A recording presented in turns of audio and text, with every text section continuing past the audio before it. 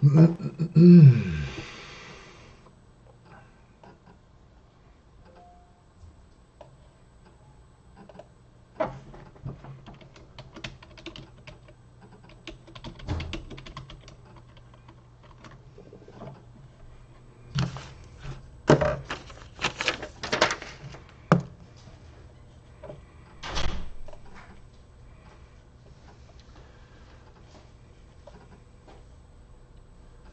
always curious to see when I first started live, you'll see the concurrent viewers, how long it takes for people to start popping in. Really?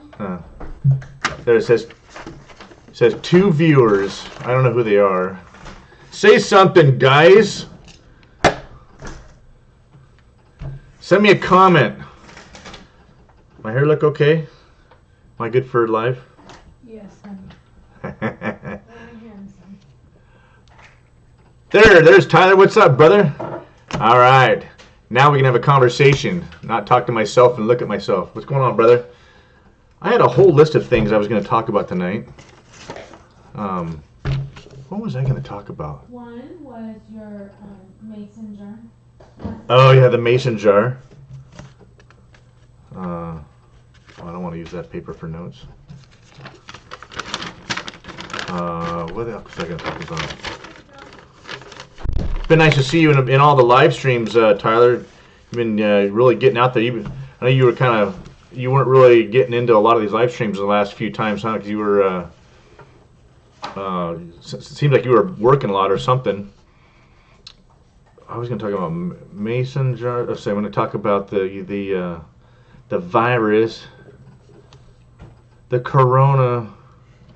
coronavirus, mason jars, prepping. So, okay. Capture top moments, new. Create a highlight video. Huh. So YouTube's got all these new features and stuff. They keep putting out new features and changing stuff up a little bit. It's a little. Yeah, you were working 2 jobs. That's right. That's why. I thought I remember you saying that a while back, that you were working a lot. So that's why you weren't really into a lot of the live streams and whatnot. So, does the sound pretty good, Tyler? I know the picture's pretty good. I'm putting it out there as a high stream set. Let me go to stream settings here. So 360 video. No, I don't want that. Where do I want to go? Stream key, stream latency, normal latency, 360, enable DVR. I thought I had. It says good connection, so I was looking for a better connection where I can upload with a higher stream rate. Duration, looking at my OBS. Huh. Anyway. Well, I'm sure a bunch of these people will pop in. It's probably... Were you watching Super Bowl, Tyler? We were at my brother-in-law's house and we were watching Super Bowl for a while, but we honestly haven't watched TV we got rid of DirecTV over a year ago. Hey, Dave, thanks for popping in, brother. Yeah.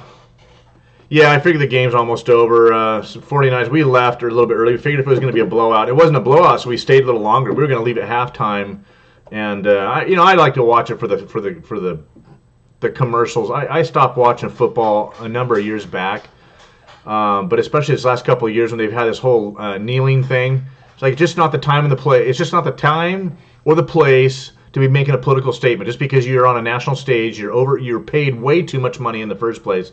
Just my personal opinion, politics are politics, but come on, man, you're getting paid a lot of money to play a game. We're here to watch a game. We're all here to leave politics out of the room for 2 hours or 3 hours or whatever, how long games last. So I stopped watching, especially when they started doing that crap. So anyway, yeah, we'll watch it. I like to watch the commercials. What made me sick is there were at least 3 commercials that were, the whole LGBT agenda is just in our face, and they're just pushing it so hard, and I don't know. Sorry, guys, if you guys don't agree with that, but it's just, you know what? They're pushing that agenda and forcing it down our throats, and it makes me sick. There was 3 commercials that were just it didn't have to be there, you know. So anyway, so I was kind of disgusted with it, and 49ers are probably going to win anyway. So I'm good. I'm over it. So I'd rather be here talking to you guys and have a chat. So anyway, I had a bunch of things I was going to talk to you guys about tonight and get some input. Tyler, you're a prepper, so I know you've been in with Gil and talking with Gil and stuff, and been this whole coronavirus thing. It just seems like it's really way blown out of proportion. I know that there's hundreds of people have died from this thing, and thousands are infected. But Gil had some really awesome stuff. You guys have been participating in Gil Camp Hatton Family Compound, and he had some really awesome statistics and some good solid information out there. Same thing as, I don't know if you guys follow Tyler. Do you follow Prepper Nurse at all? She's a pretty on fire conservative nurse that's got a pretty good level head on her. She's pro gun and all that stuff. So she was hey, you know what? Let's have cool heads. Yeah, right on. I am too. So, yeah, that's all I was going to talk about tonight was like, hey guys, it seems like cooler heads are prevailing at this point. People are like, hey, we put up the travel restrictions. We're keeping these people from just flooding our country, but 8,000 people a year die from the regular virus. Hey, Victoria May Wallace, thanks for popping in. Thank you for coming in. It looks like the Niners lost. No way, Dave. Are you serious? I didn't watch the end of the game. How did the Niners lost? When we left, it was 20-10. Of course, we had the DVR going too, so we didn't miss any of the commercials. But the Niners losing? Yeah, I saw, and you guys probably saw Tom Brady was doing an ad for what was the ad? What was the company, honey? Tom Brady was doing an ad for somebody, and he's like, yeah, I ain't going anywhere. I'm like, okay. It was Hulu, that's right. Tom Brady was doing that. I thought that was pretty cool. But anyway, Tom Brady says he's not going anywhere. Chiefs 49ers, let's see. So who won? Is it over yet? Yeah, one of your kids calling you. Hey, Pete, what's going on, brother? Thanks for popping in, man. Sounding bad for the Niners. That's pretty funny. They were winning when we left, and they said they talked about that the Chiefs in like three of their games they were behind at halftime and came back to win the games 3 times this year or something. So, anyway, yeah, it was a Hulu commercial, and Tom Brady was in the commercial for him. And at the very end, he goes, "Yeah, I'm not going anywhere." So he's not going to retire. He's going to play another season. That was the whole thing. I think Tom Brady was he's one of the best quarterbacks ever.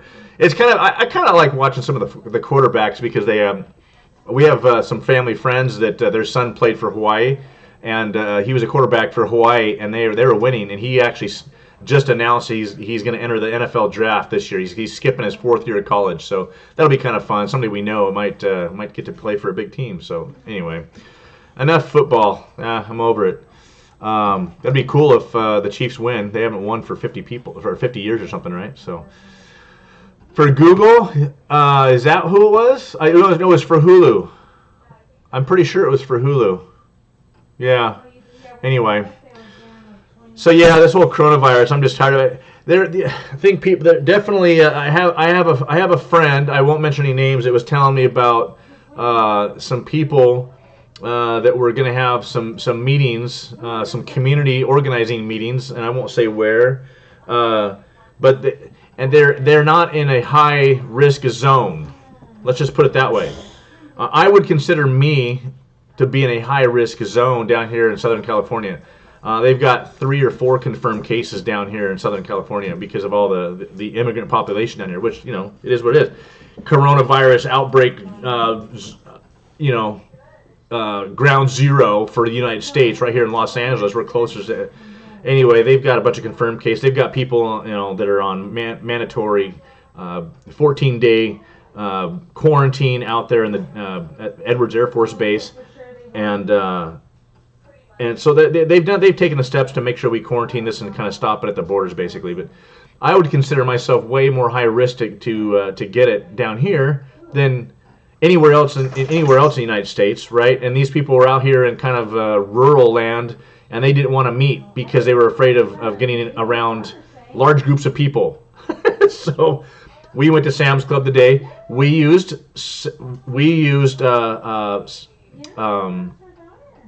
alcohol, hand sanitizer when we walked out of the store. Other than that, we really don't worry about it that much because there really aren't that many people that are infected with it here in the United States. And like everybody has said, like Gil on his live stream this on Friday, he was talking about that and saying that more people have died from the regular norovirus every year than any of these other ones. So it's a big deal. Hang on one second, guys.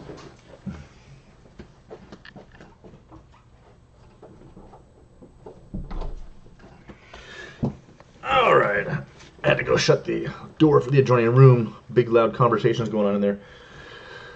And my loudness isn't enough to go over, I think. I don't know, maybe you guys can hear that in the background or not. I don't know. Anyway, I hope it wasn't a distraction. So anyway, coronavirus, done with it. We're over it. It is what it is, right? So, let's see. Yeah, no, it wasn't. I don't think it wasn't Google, Tyler. It was Hulu. I'm pretty darn sure that that's what it was. Oh well. Anyway. Yeah, I wasn't sure about that, but so that one plane of 200 people that came from China, and they went to Alaska to refuel the plane before they came to the States, and then they actually checked all of them. They screened them all in Alaska, and then they came down here, and they were all screened, and they passed. They were all clear, right? So they had a huge hangar. I don't know if any of you guys saw the pictures, but they had a huge hangar set up right here at Ontario Airport. International Airport is literally 20 minutes from us right here, where we live right here. They had a big hangar set up down there with all these those little foldable chairs that can recline into a bed, whatever. They had like 250 of these things in a big hangar down there, and for whatever reason, that hangar was not good enough for a quarantine, so they actually sent them to an Air Force base, which I don't know, Dave. I'm kind of thinking there's less of a chance of exposure at the Air Force base because they can have a little better control of it. There's less.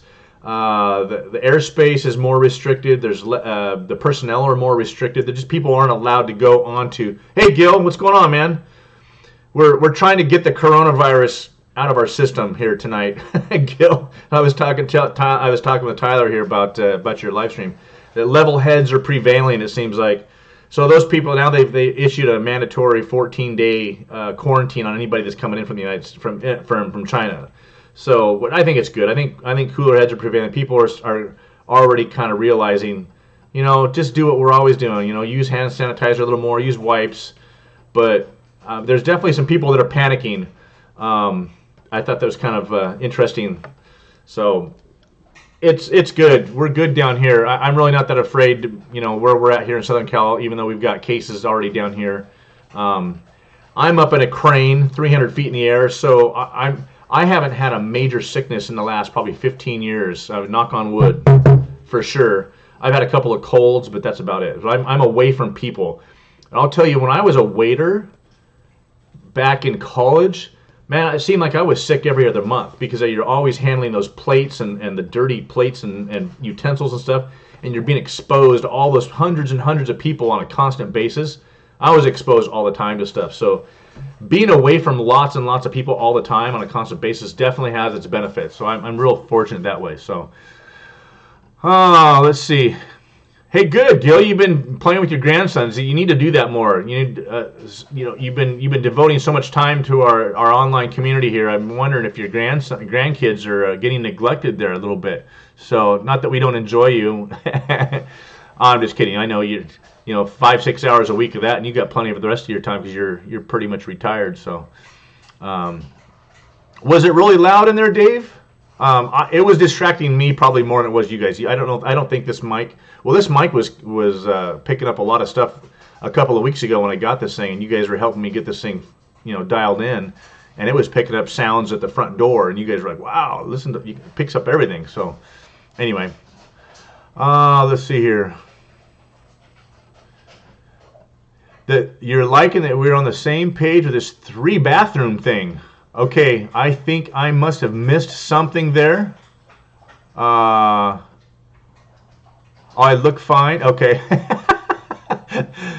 Oh, that's funny. Did you go back and rewind? I was asking my wife. You must have gone back to the very beginning, or maybe you were watching the very beginning, Victoria. I was I was asking my wife if I looked all right, and she was just being a smart aleck. So, all right, let me double check, make sure I catch up on your. So I missed something with the. Hey, getting started on homesteading. Thanks for popping in, man. Appreciate it. What is it? What is it with the 3-bathroom thing? I missed that, Victoria. We stopped watching TV just because we were. I've been working, so many hours, and we didn't have time between the kids' sports and work and everything else going on here at the house. We were paying $80 a month for DirecTV, and we never watched it. We would record things on the DVR, and I would only watch half the stuff that I record on the DVR. So we got rid of that. The only time that I watch TV now is we'll watch a Netflix series or a movie on a weekend, and then I'm on YouTube with you guys. That's it. I don't need anything else. All this reality TV, you guys are real. Listening to your guys' story, and I'm watching real people talk about real things on a constant basis. I really don't need anything else. All the stuff on TV. I know at least 3 of my YouTube friends have had homestead rescue. I take that back. 2 of my friends on YouTube had homestead rescue at their place. I can't tell you who. You guys already know Happy Off Grid, Russ and Dorothy, they had on there. That's already been done. The episode aired. I can't tell you who the second person is because it hasn't aired yet. I'm not going to say anything. I know Chad and Shelby at North Country Off Grid, they were living big in a tiny house or something, or a tiny place in a big world. So they were on TV, but they all know. And I actually, when I had my shop years ago, actually had Discovery Channel's American Hot Rod in my shop, my upholstery shop. And it was part of the Boyd Connington's Hot Rod shop. And we did an interior for a hot rod. We were on TV. They were in my shop for 3 days filming us. And when the episode finally aired, we were literally, I counted 7 seconds and showed my face and a couple of my workers and a little bit of the work we were doing, and that was it. But we really saw between my experiences in TV land and my kids having been extras in movies and whatnot, and then having talked to some of you guys, how much of that stuff is just staged. So, hey, Brett, hey, what's going on, Brett? I got the Broussards in the house. Honey, you got to come say hi. The Broussards are in the house. So, and Fairy Jen's in the house. Jen and Anna were out there being naughty today. No, I'm just kidding. They weren't being naughty. They were out there running around. There's my better half, guys. Hello, everyone. So we got Brett and Amy's in here. So now, and of course, I wonder what the delay is here. It's probably about a 10-second delay. Man, you guys, when you guys were doing your live streams this week, there was no delay. You guys, I saw a comment, and you guys saw the comment, and within like a second, you guys were responding to that comment. So I'm curious what the delay is here tonight. I guess it works backwards. Oh, see, there she is. What was it, about a 10-second? So you see there, you just now got into the picture. There you go. You took your glasses off. 1, 1,000, 2, 1,000, 3, 1,000, 4, 1,000, 5, 1,000, 6, 1,000, 7, 1,000, 8, 1,000, 9, 1,000, 10, 1,000, 11, 1,000, 12, 1,000, 13, 1,000, 14, 1,000, 15, 1,000, 16, 1,000, 17, 1,000, 18, 1,000, 19, 1,000, 20, 1,000, 21, 22, 23. Okay, there she is again. There's a 23-second delay, guys. So by the time I'm seeing what I'm on my live OBS, by the time you guys see it, there's a 23-second delay. So forgive me if your guys' comments, I see them and it's behind. It's because there's a 23-second delay. But your guys' live streams were, I don't know why, but going back east and coming back this way, there was no delay. It was unbelievable. That was a great time. I had the best time with you guys on, what was that, Thursday's live stream? Who was it? Whose live stream was I in right before that? Oh, it was Heaven's Gates Cherry Farm. I was in their live stream and had a hilarious time because both their kids got in the live stream. They were chatting. I didn't know that they were their kids, and they were doing the brother-sister rivalry thing and teasing each other, and it was a great time. And then I dove right into you guys with Broussards, and you guys were hilarious that night. So I had a great time. Thursday, I think I was hanging in my crane, not doing anything, for like 3 hours because the guys down there were just they didn't know what they were doing. They had their heads up there. Wop, wop. And it was I did nothing, had nothing to do but watch live stream. So I had a great time on Thursday, got paid for it. So anyway, thanks you guys. You guys are so much fun. We're still toying with the idea of coming out there. I don't know if we're going to be able to do it though. Again, like I said, this job I have is they are hurting for crane operators out here, and for me to take time off from this job is going to be extremely difficult to find anybody that can run the crane I'm on. It's a big beast of a crane. And so if we take any time off, we need to go up and do some work on the place up in Idaho and get it ready. If we're able to get out of this place at the end of the year, if we're able to sell and move up there the first of next spring, like a year from now, kind of need to get that place ready to go. Need new floors and new carpet in there before we move in, and a kitchen. So, all right, I know I'm way behind, and I'm afraid to look at the comments because I know the Broussards are gonna bust my chops about it. So, all right, forgive me for that. Let me double check here. What did Dave say, Tyler? That's way behind. We got, let's see here. Only go to analytics. Oh, that's why. All right. Yeah, please hit the like button. Brett said hi, Olivia. Amy's here. She says hi. Gil says hi. Brenda from Duncan Knight. Hey, thanks for popping in. Yeah, multiple servers and travel. Yeah, exactly, Tyler. Hey, JNC's Oregon Homesteads in here. Thanks for popping in. Fantastic. Rustic Traditions popped in. Thanks for popping in. Yeah, it's about 20 seconds for me right now, you guys. And we have YouTube right here in Southern California. That's where their headquarters are. So it's really annoying that there's such a delay. You would think that I could pump it right over them. They could shoot it out to the world in an instant. But anyway. StreamYards, you guys think that there's less of a delay with StreamYards versus OBS? There's a question for you guys. Gil, you're a StreamYard pro. So JNC is in here. Doggone it. Wish this thing would stop flipping through so fast. Okay. I do too, Amy. I wish we could. I really wish we could. It's in June. Okay, Brett, I will. You know what? Anna told me to do the Marco Polo thing, and I just haven't done it yet. I need to do it. I've been meaning to. Organic Raw Roots, thanks for popping in the chat tonight. Fantastic. So, okay, who won the game, guys? Because we left early. I was disgusted with it. Hey, Russ. Russ is in the house. This is my brother from another mother. I got a lot of brothers from other mothers. Jen, you guys are going to be on Two Family tomorrow night. Fantastic. Well, if I am stuck up in that crane and not driving... Well, you know what? If I'll be driving my truck this week, we're going to have a cold spell, guys, here in Southern Cal. It's going to be in the mid-30s all week. And that is too cold for me to ride my motorcycle to work. When it's high 40s, 50s, I can ride my bike. It's cold, but I can ride it. But when it gets down to the 30s, all week long, it's going to be in the mid to high 30s. Nope, not doing it. I'll get up a half an hour earlier, and I'll drive the truck. So if I'm driving the truck home, when you guys are in that live stream with Two Family, I will be watching and listening for sure. Let's see. You know what, Tyler? That not an engineered killer. Yeah, that's interesting, Tyler. That's what all the scuttlebutt is, right? That Bill Gates and the WHO were doing that test or something, or they were doing some sort of a dry run 3 months before the breakout. It's insane. Too much of a coincidence. There's too much evil going on in this world, guys. I think we're all over the tin hat deal. We can all take our tin hats off and realize that a lot of this is reality now, right? With the deep state and all the stuff that Trump has pulled out and shown that the deep state is happening. So, anybody watch the game tonight and see the Trump ad at the very beginning? And then Jennifer Lopez in the middle had the big giant furry American flag. I'm like, right on, fantastic, go America. That was really cool. I thought that was fantastic. It's about time that they put America first. And then we had Michael Bloomberg. We left at the second commercial, his anti-gun commercial, and I wanted to throw up, and so we left. But anyway, okay, enough of the game tonight. Let's see here, Duncan JNC's.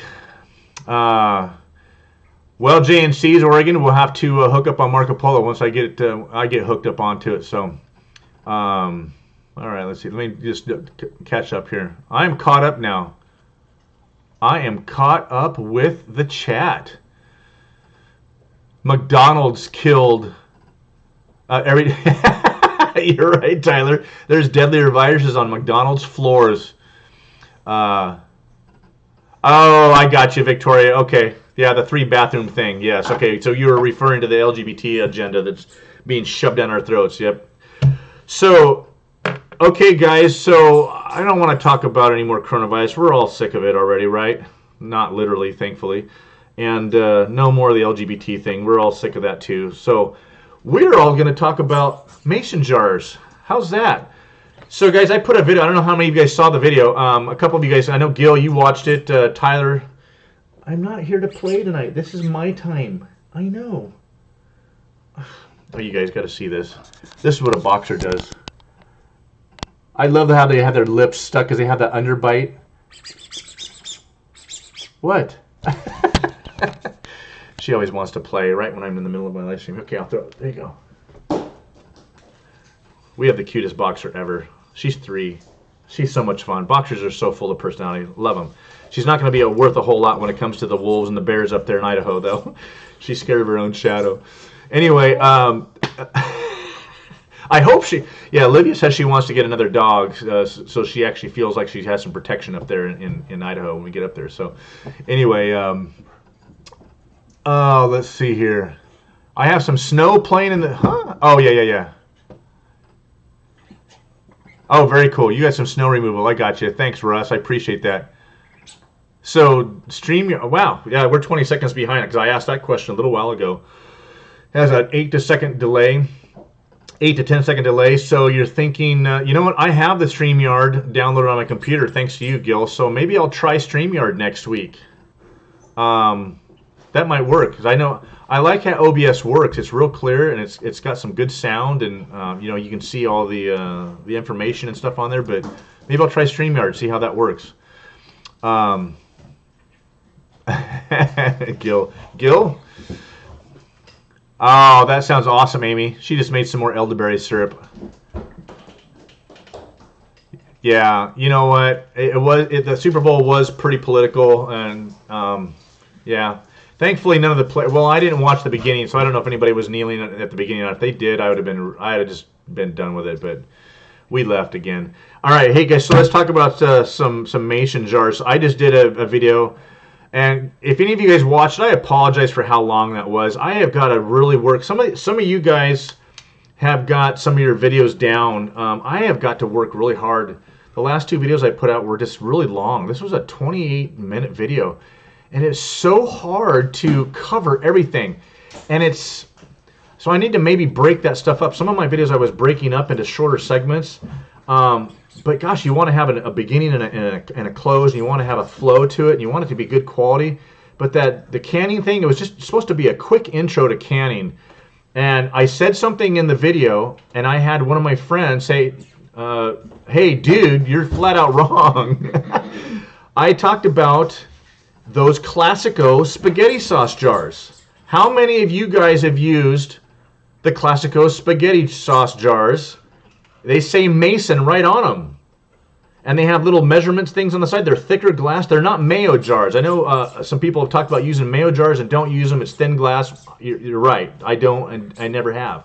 But this lady at church, she's been canning for 50 years. She's like, hey, you buy the 3-pack at Costco, clean them out, and you can use them for canning. So I have used them for canning a bunch of times and had perfect success. Never had a problem with them.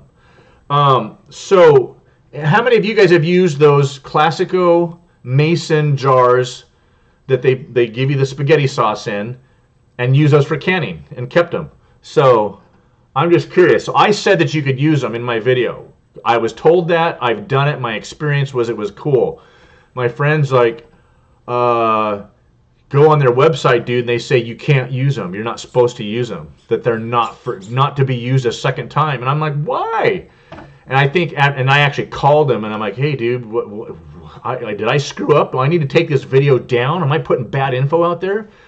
So You guys are getting the flu down there? Well, you know what? You guys are so humid. You guys are just a breeding ground for deadly worldwide viruses in that humidity down there. I don't know what to tell you, Amy. You guys got reptiles are dirty creatures. They are. When we were handling snakes, my parents, you gotta wash your hands after you handle snakes. And you got those crocodiles that are coming up out of the swamps and hiding in your bushes in your yard down there. Yeah, I mean, I can't imagine that can be a healthy environment to be living and raising your family down there where there's deadly viruses creeping all over crocodiles in your yard. I can't keep the straight face anymore. But yeah, flu's going crazy. There was a bowl game today. Hey, Butch, what's going on, man? Just be me. What are you talking about? This is me. You guys know me. Part 1 and 2. Yeah, I thought about doing that, and the only thing is, yeah, I should have. With 29 minutes, that'd have been 2 15-minute videos. I should have broken that into 2. Yeah, good point. I've been trying to get videos out so much.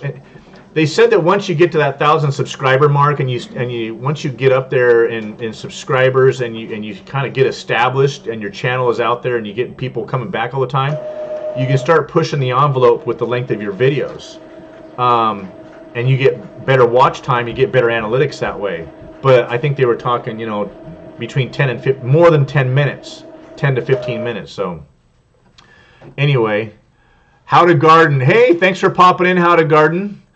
And so just so you know, it's okay to use all caps in my chat, because if you use all caps in my chat, I typically will catch that comment directed usually towards me. But if it's not directed towards me, it's fine. But I usually will see that quicker than just a regular.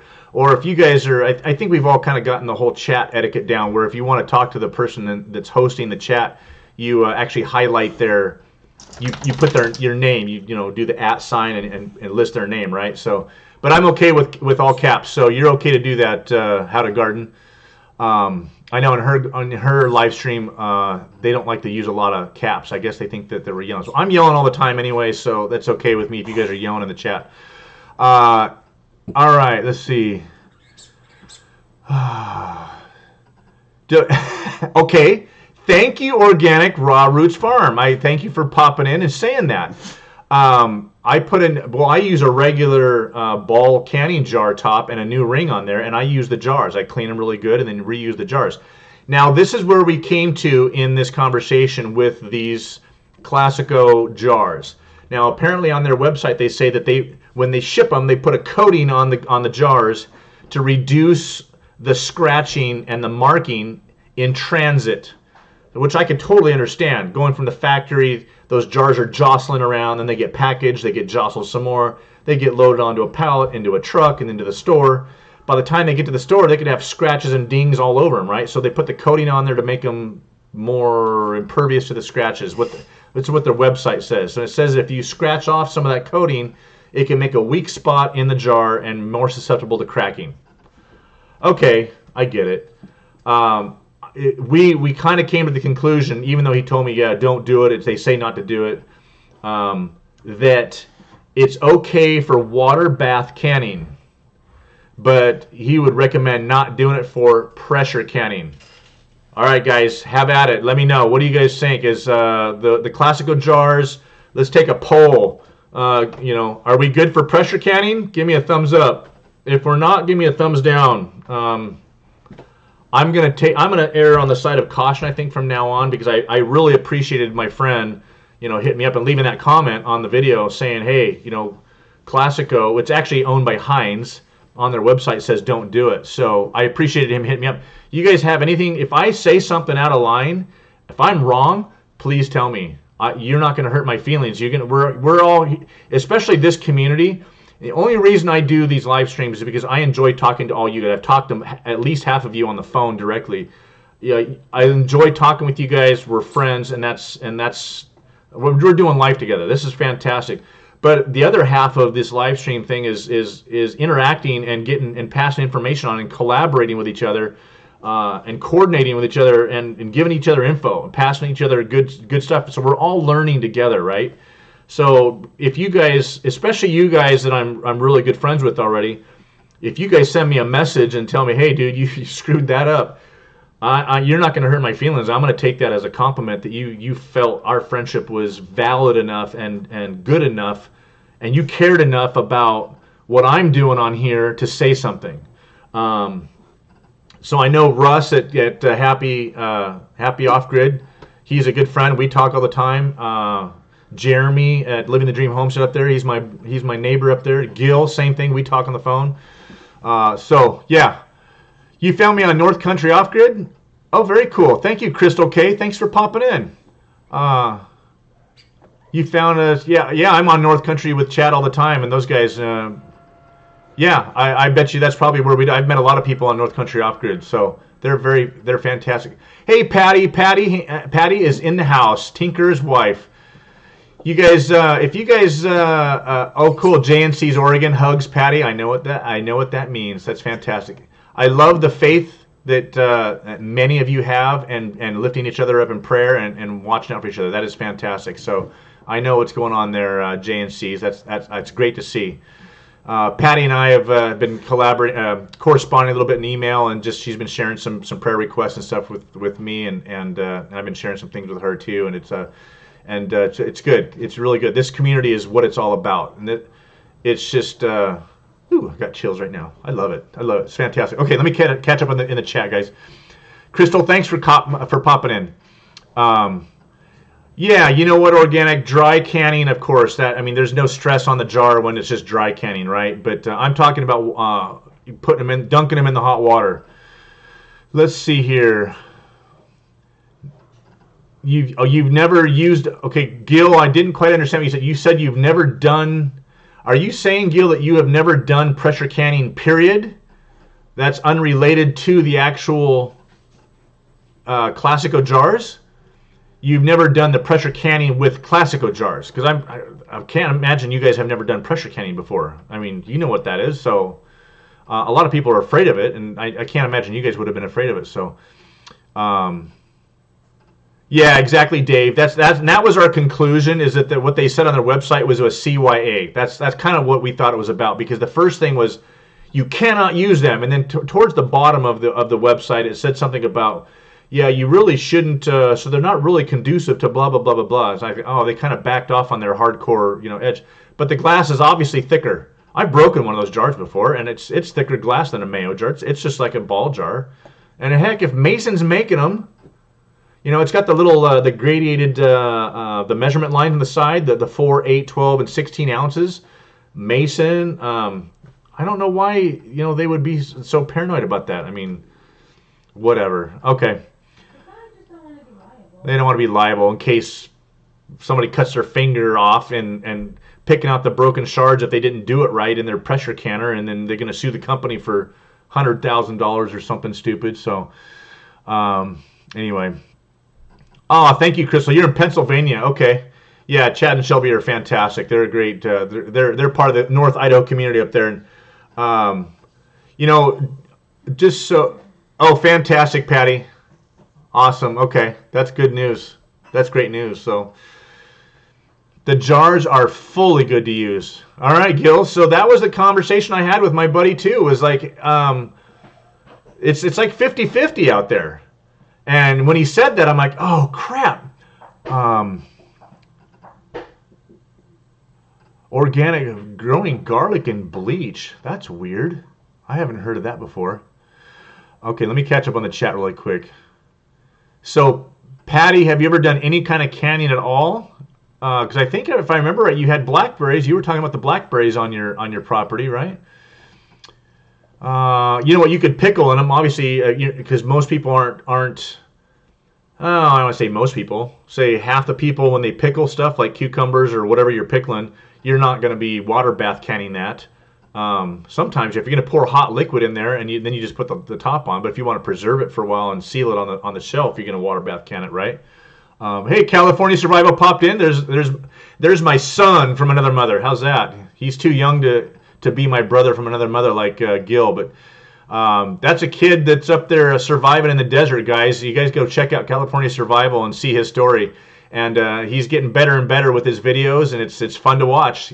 You guys need to stay tuned to that channel. That's a great channel. So let's see. All right, Rustic Tradition, thanks for that. You're going to save those Classicos for water bath. Oh, by the way, you guys, California Survival messaged me today. He said that he actually works in a warehouse that distributes canning jars for the whole West Coast, or at least California anyway. There's a distribution center. He works in that warehouse. That's kind of cool. So yeah, California Survival. Maybe I'll have to kick you a few bucks, and you can get me a dozen cases of jars, because they ain't cheap. So. Okay, Gil. So you guys haven't done any pressure canning at all. All right. Well, I'm assuming that's going to change when you build a greenhouse up there and you can start doing some vegetables. Kathy from North Star Prep Center, she's my green bean friend. She loves green beans, I think, more than we do, and I love green beans. Fresh green beans off the vine, snapped, cut, slapped in the jar, and pressure. You have to pressure can the green beans. It's so easy to learn. You guys, hopefully, if you guys have never done pressure canning, and you're a little afraid of it, go watch my video. I hopefully take some of the fear out of it. If you get the pressure canner, they have safety valves built into them. You really can't blow yourself up. I mean, they have the safety valves are going to pop first, but even if you do, if you were to overheat your pressure canner, you started that thing up and then you walked away for an hour and went and did something and forgot about it on your stove, it would blow those safety valves, and you would have hot scalding steam and water just blowing all over your kitchen and your hood. But you wouldn't have a bomb in your kitchen.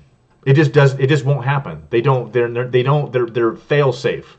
So if it really opens up a whole new world of canning and preserving and prepping. And so, Gil, I'm actually really surprised you guys have never pressure canned. I'm surprised to hear that. Yeah, you can talk to the canning groups on Facebook. I mean, all kinds of stuff. Oh, man, you guys have got some big chats going on in here. Holy smokes. Here, let me catch up really quick. Let's see. You guys are buying from the Amish, California, Arizona, possibly. Oh wow, you guys are a big distribution center. So, did Kathy? Oh, there's Kathy. See, I'm behind in the. I didn't see you pop in, Kathy. Sorry, you're my green bean sister.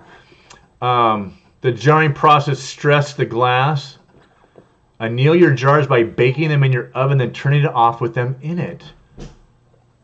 Tyler, that is freaking fantastic. Did all of you guys read what Tyler just posted right there? I'm behind. Hey, thanks for popping in, getting started. I know I gotta be up at 4 myself. It's only 7:41 here, so if I'm in bed by 8:39, I'm good. Oh goodness gracious! Yeah, I'm so far behind the chat now. Holy smokes! San Hall, you've been pressure canning since 1976. Oh my gosh, you are a wealth of information. Let's see. Fresh mason jars are kiln treated, then sold. Classicals are kiln treated, then heated for jarring. Okay, Tyler, what you just said, I had to go back and look at that. What you just said right there brings up an interesting point, and that might be what I have to do for my next video. I'm gonna have to do a follow-up video for this canning video I did. What you just talked about being heated up and kiln dried and annealed. You said put them in the oven to basically anneal them and let them cool in the oven.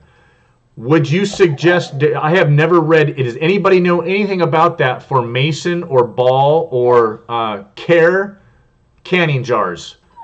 Do you need to do that occasionally or once a year or every other year with your canning jars when they're empty?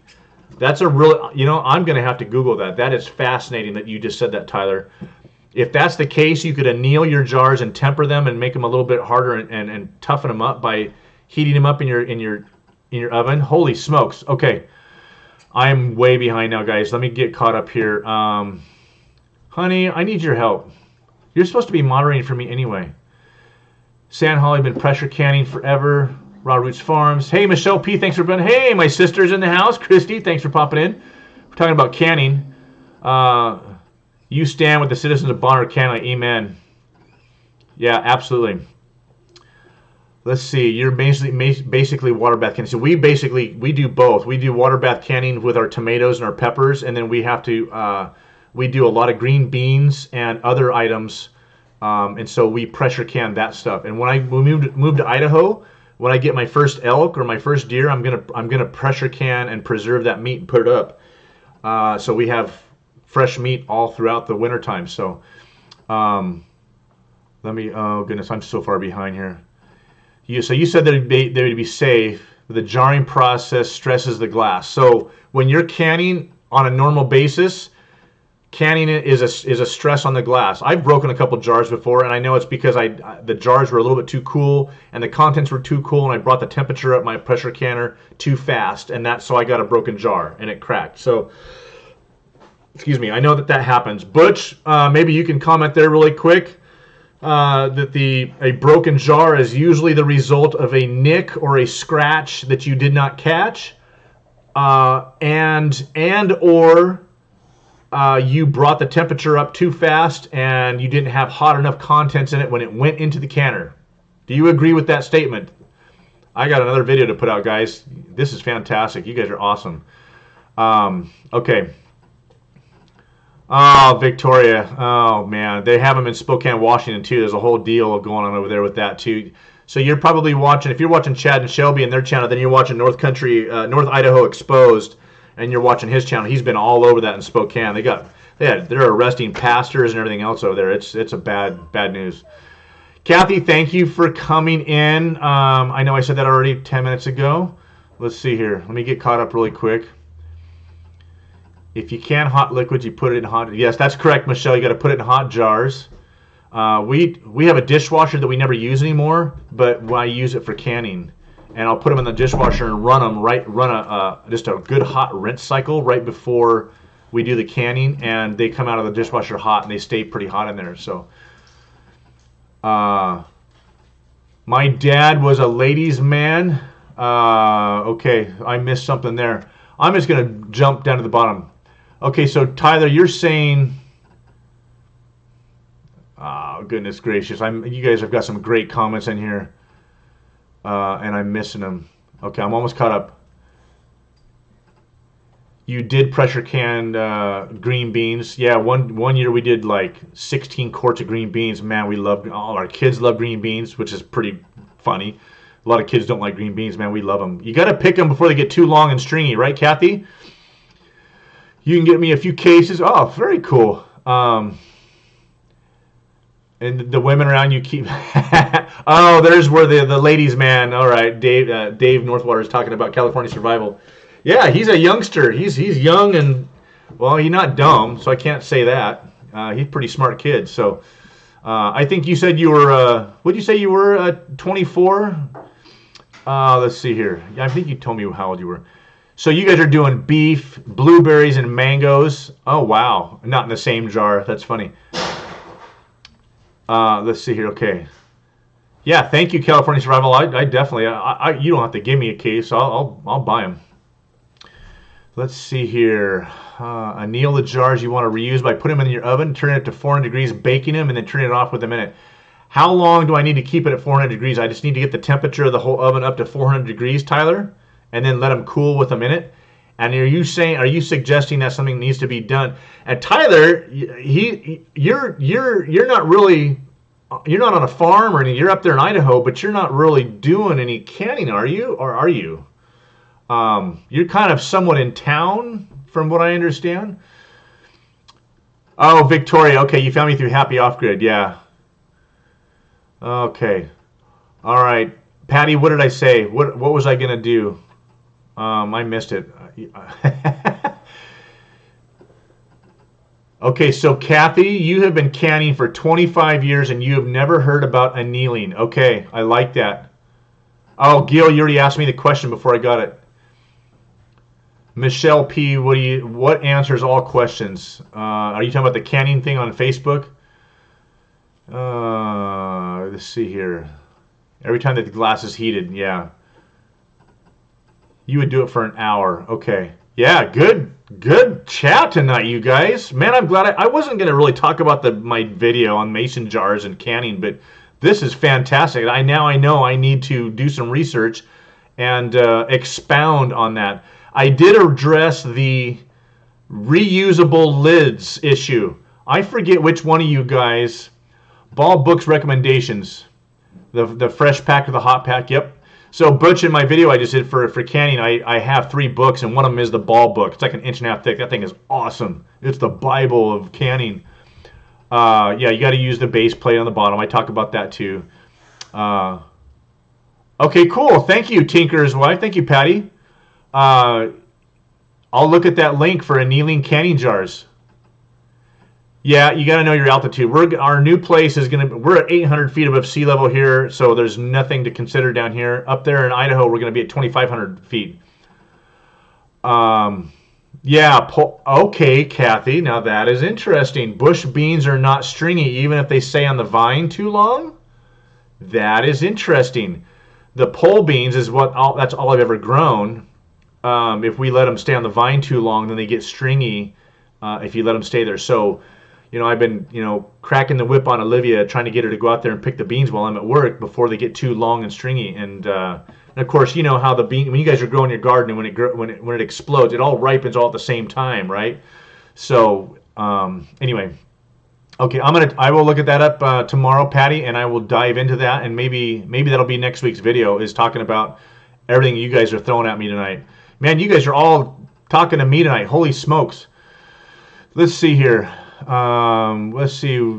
Oh, cool. Thank you, moderators, for that.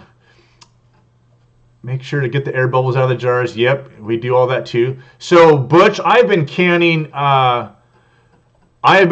for probably 15 years. I grew up with a large family and a family of 8, and we had a garden every year, and we canned every year. So I helped my mom. We canned all kinds of stuff. My mom made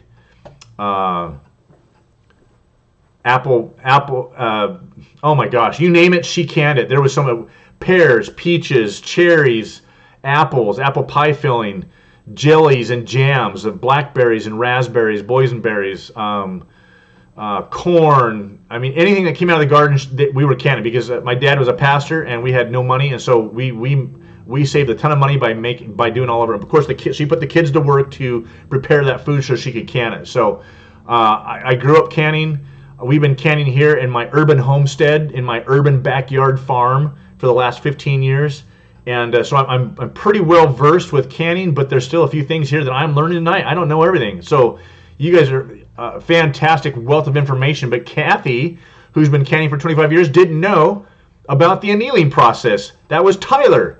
That was fantastic. So yes, excellent, Michelle. Thank you. You guys, yeah, put those links up there. You moderators, feel free to put up whatever links you guys see up there. Sutton's Days as canning videos for safe canning. Yeah, I know. I put a video out there just for the channel, for just to show everybody this is what we're doing. This is part of the whole point of our channel here, is to tell people we're empty nesters. We're escaping the city. This is all the stuff we've been doing here to prepare us for our homestead move. We're going to be off grid. So we're going from the city connected to off-grid, unconnected, out in the rural property. It's going to be a massively huge life change for us. I can't wait. Olivia's 80% on board. She's the city girl. So that's what the whole thing. So the canning was just one little facet. So I knew I wasn't going to tell any of you guys anything that you didn't already know. But obviously not. Thank you, Patty. Yeah, email me all that stuff. Christy, you remember, my sister's still in the chat. You remember all the canning that Nancy did, right? Yep, and the gardens that Dad grew. So yeah, I don't know if she was. So you didn't like the pole beans, Web. Hey, thanks for popping in, Weber. You're a new name in the chat. Thanks for popping in. Hey, and hit that button, guys. Hit the like button if you guys would. I'd appreciate that. That tells YouTube that you guys like what's going on here, and we'll keep suggesting it and telling everybody. TNS Dragons, Dogs and Dragonflies, thanks for popping in. Appreciate it. Michelle P, you don't leave the rings on either. I don't either. You don't need to, but I did say that if you want to be absolutely safest, leave it on just for that little extra peace of mind, but you really don't need to. If you're keeping your canned goods in a cool, dry environment. Now, we keep ours in our garage, and down here in California it gets pretty hot, and that garage will get up to 110, 120 sometimes. That's probably, well, not probably, it's definitely not the best place to be storing your canned goods, is in a hot garage. But it's cool in there most of the time, most of the years, so I'll come home after a hot day and I'll open up the garage, let it air out, and try and cool that thing down a little bit. But I think in 15 years of canning here in California, I think I've lost 2 jars, and I think they were both apple pie filling. And when you're doing apple pie filling, all of you people that have done apple pie filling, you know how much sugar and all that stuff in there. I probably didn't leave enough head space at the top. But when you pour the syrup over the apples tend to float and they start to push up against the top. when your pressure can, well, I'm sorry, we water bath can our apple pie filling because it's a high acid, right? So we probably got a little bit of overflow in the jar, so they got a little bit of contamination between the rubber seal and the lid and the top of the lid, and it eventually lost its seal. So it didn't probably take very long. So okay. Holy smokes, no potatoes. You know, somebody who was talking about doing, you know what, there's a channel, you guys, that I've been following, and they've exploded. They're a cute young couple. They're up in Alaska. Off-Grid Alaska? Oh, gosh, what's the name of their channel?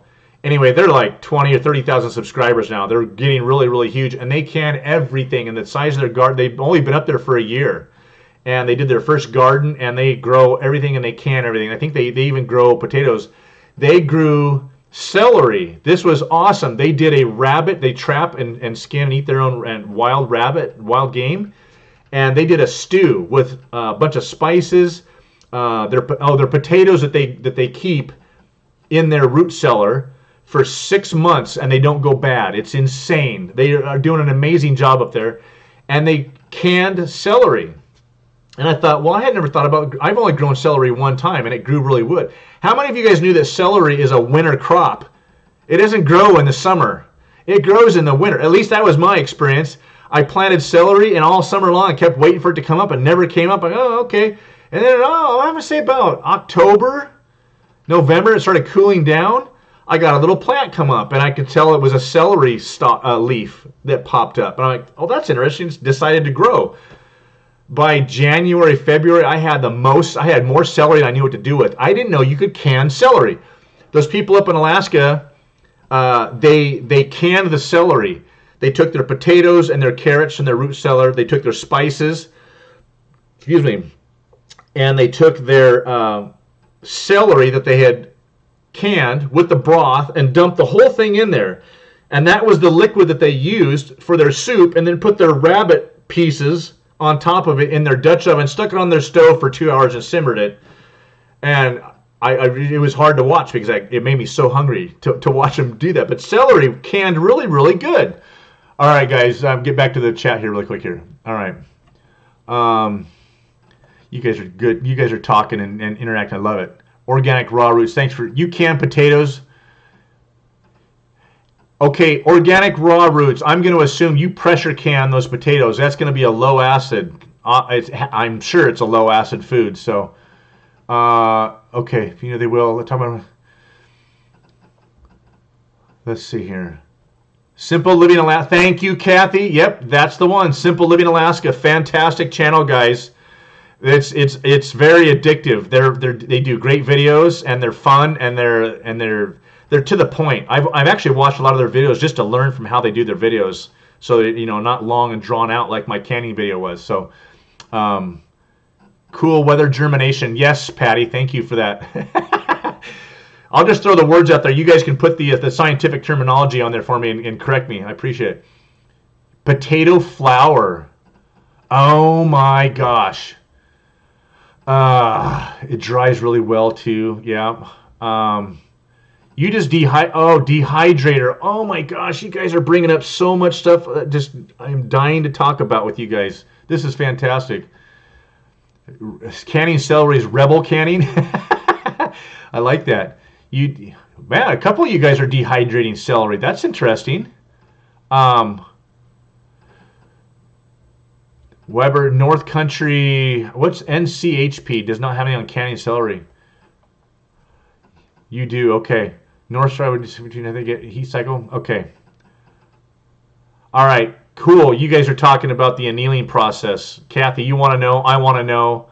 I'm going to have to just call Tyler, and I'm going to look at that link. Patty sent me a link. Let's see here, Patty.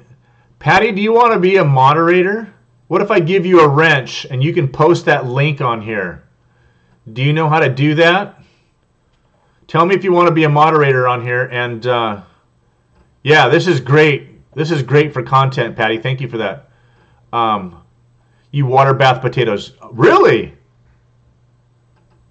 Wow. You just add. You just put a lot of salt.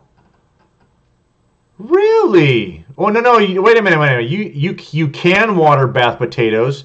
You pack them in. You add the salt to each quart, and you process the pints. Well, you said process pints 30 minutes or quarts for 40 minutes at 10 pounds of pressure. Okay, so Kathy. Oh, Gil. That was Gil, not Kathy. I'm sorry. The chat went by so fast. I saw Kathy's name and then I saw what you wrote. Gil, you said that you water bath potatoes, and then you say you pressure, and then you put them at 10 pounds of pressure. Well, 10 pounds of pressure is pressure canning. So you need to clarify, please, Gil. Let's see. You can dehydrate watermelon. Yeah, you can dehydrate. Okay, so let's talk about. I'll talk about the dehydrators here. Let me write that down so I don't forget. Dehydrators. I'm waiting for Patty to tell me. I'm waiting for the delay so I can make Patty, if she wants to be a moderator. Dehydrators. Somebody else said something too, and I forgot already. We're going to talk about dehydrators in a second. How many of you guys have dehydrators? Okay, you said sure. All right, I'm going to give you a wrench, Patty, and then you can, if you want to put, there you go. I get through your wrench. If you want to put that link that you sent me for annealing jars, I think everybody here would benefit from that big time. We had 20 people in here. We got 14 right now, so I don't know how many people are canning. Most of you, I'm pretty sure. Yeah, Kathy, that's what I thought. Yeah, Gil, you need to pressure can your potatoes, dude. However, I did mention the whether we should pressure can or whatever potatoes. If you go look at those Simple Living Alaska, and if you've got a there's the better half. It's about time. There, I'll scoot over a little bit for you. Holy moly. I'm moving in. All right, she's moving in. Move over, she says. So,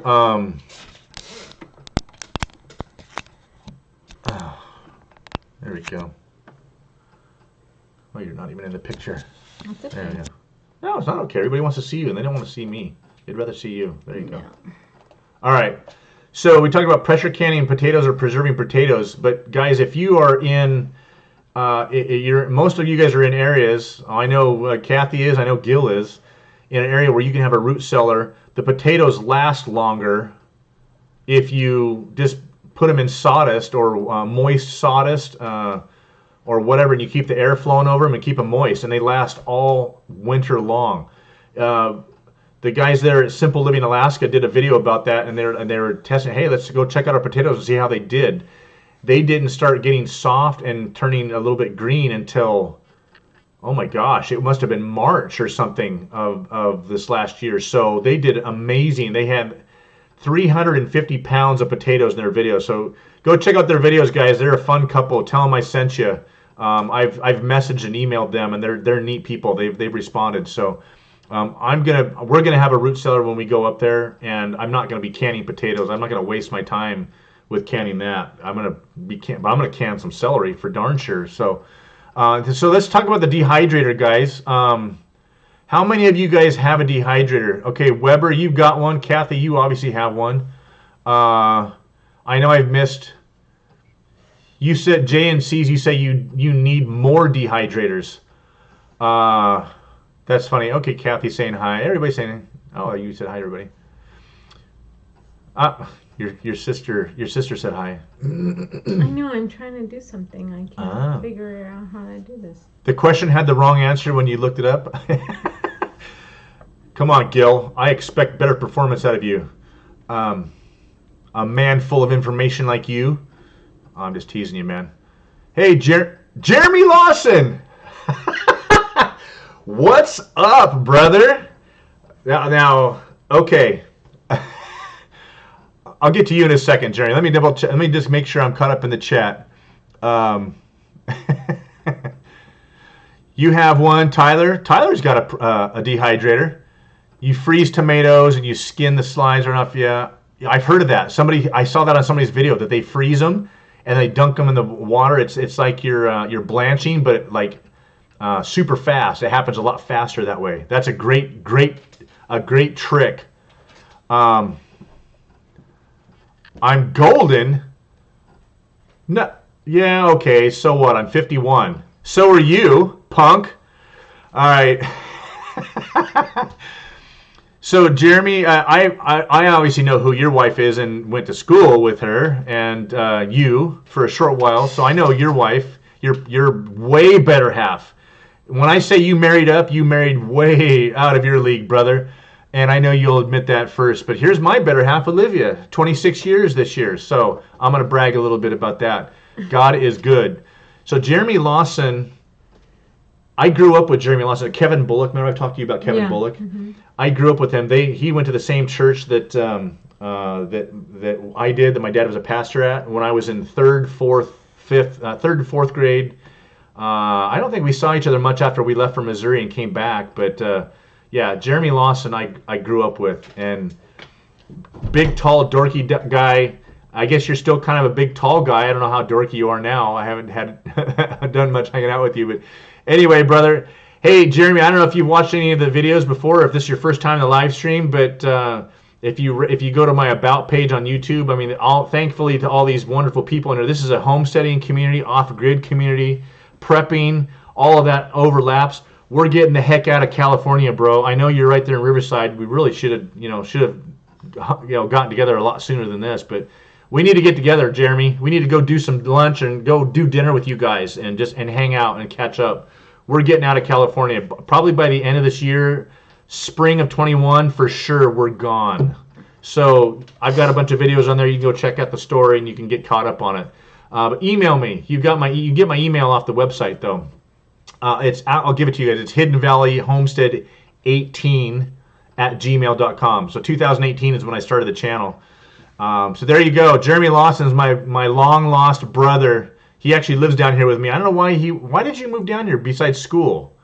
Your wifey was down here too. That's how you got stuck like I did.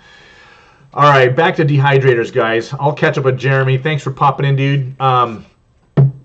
The dehydrators, I almost pulled the trigger on one this week, you guys. I had a friend of mine, and Olivia told me no, because we got to save money.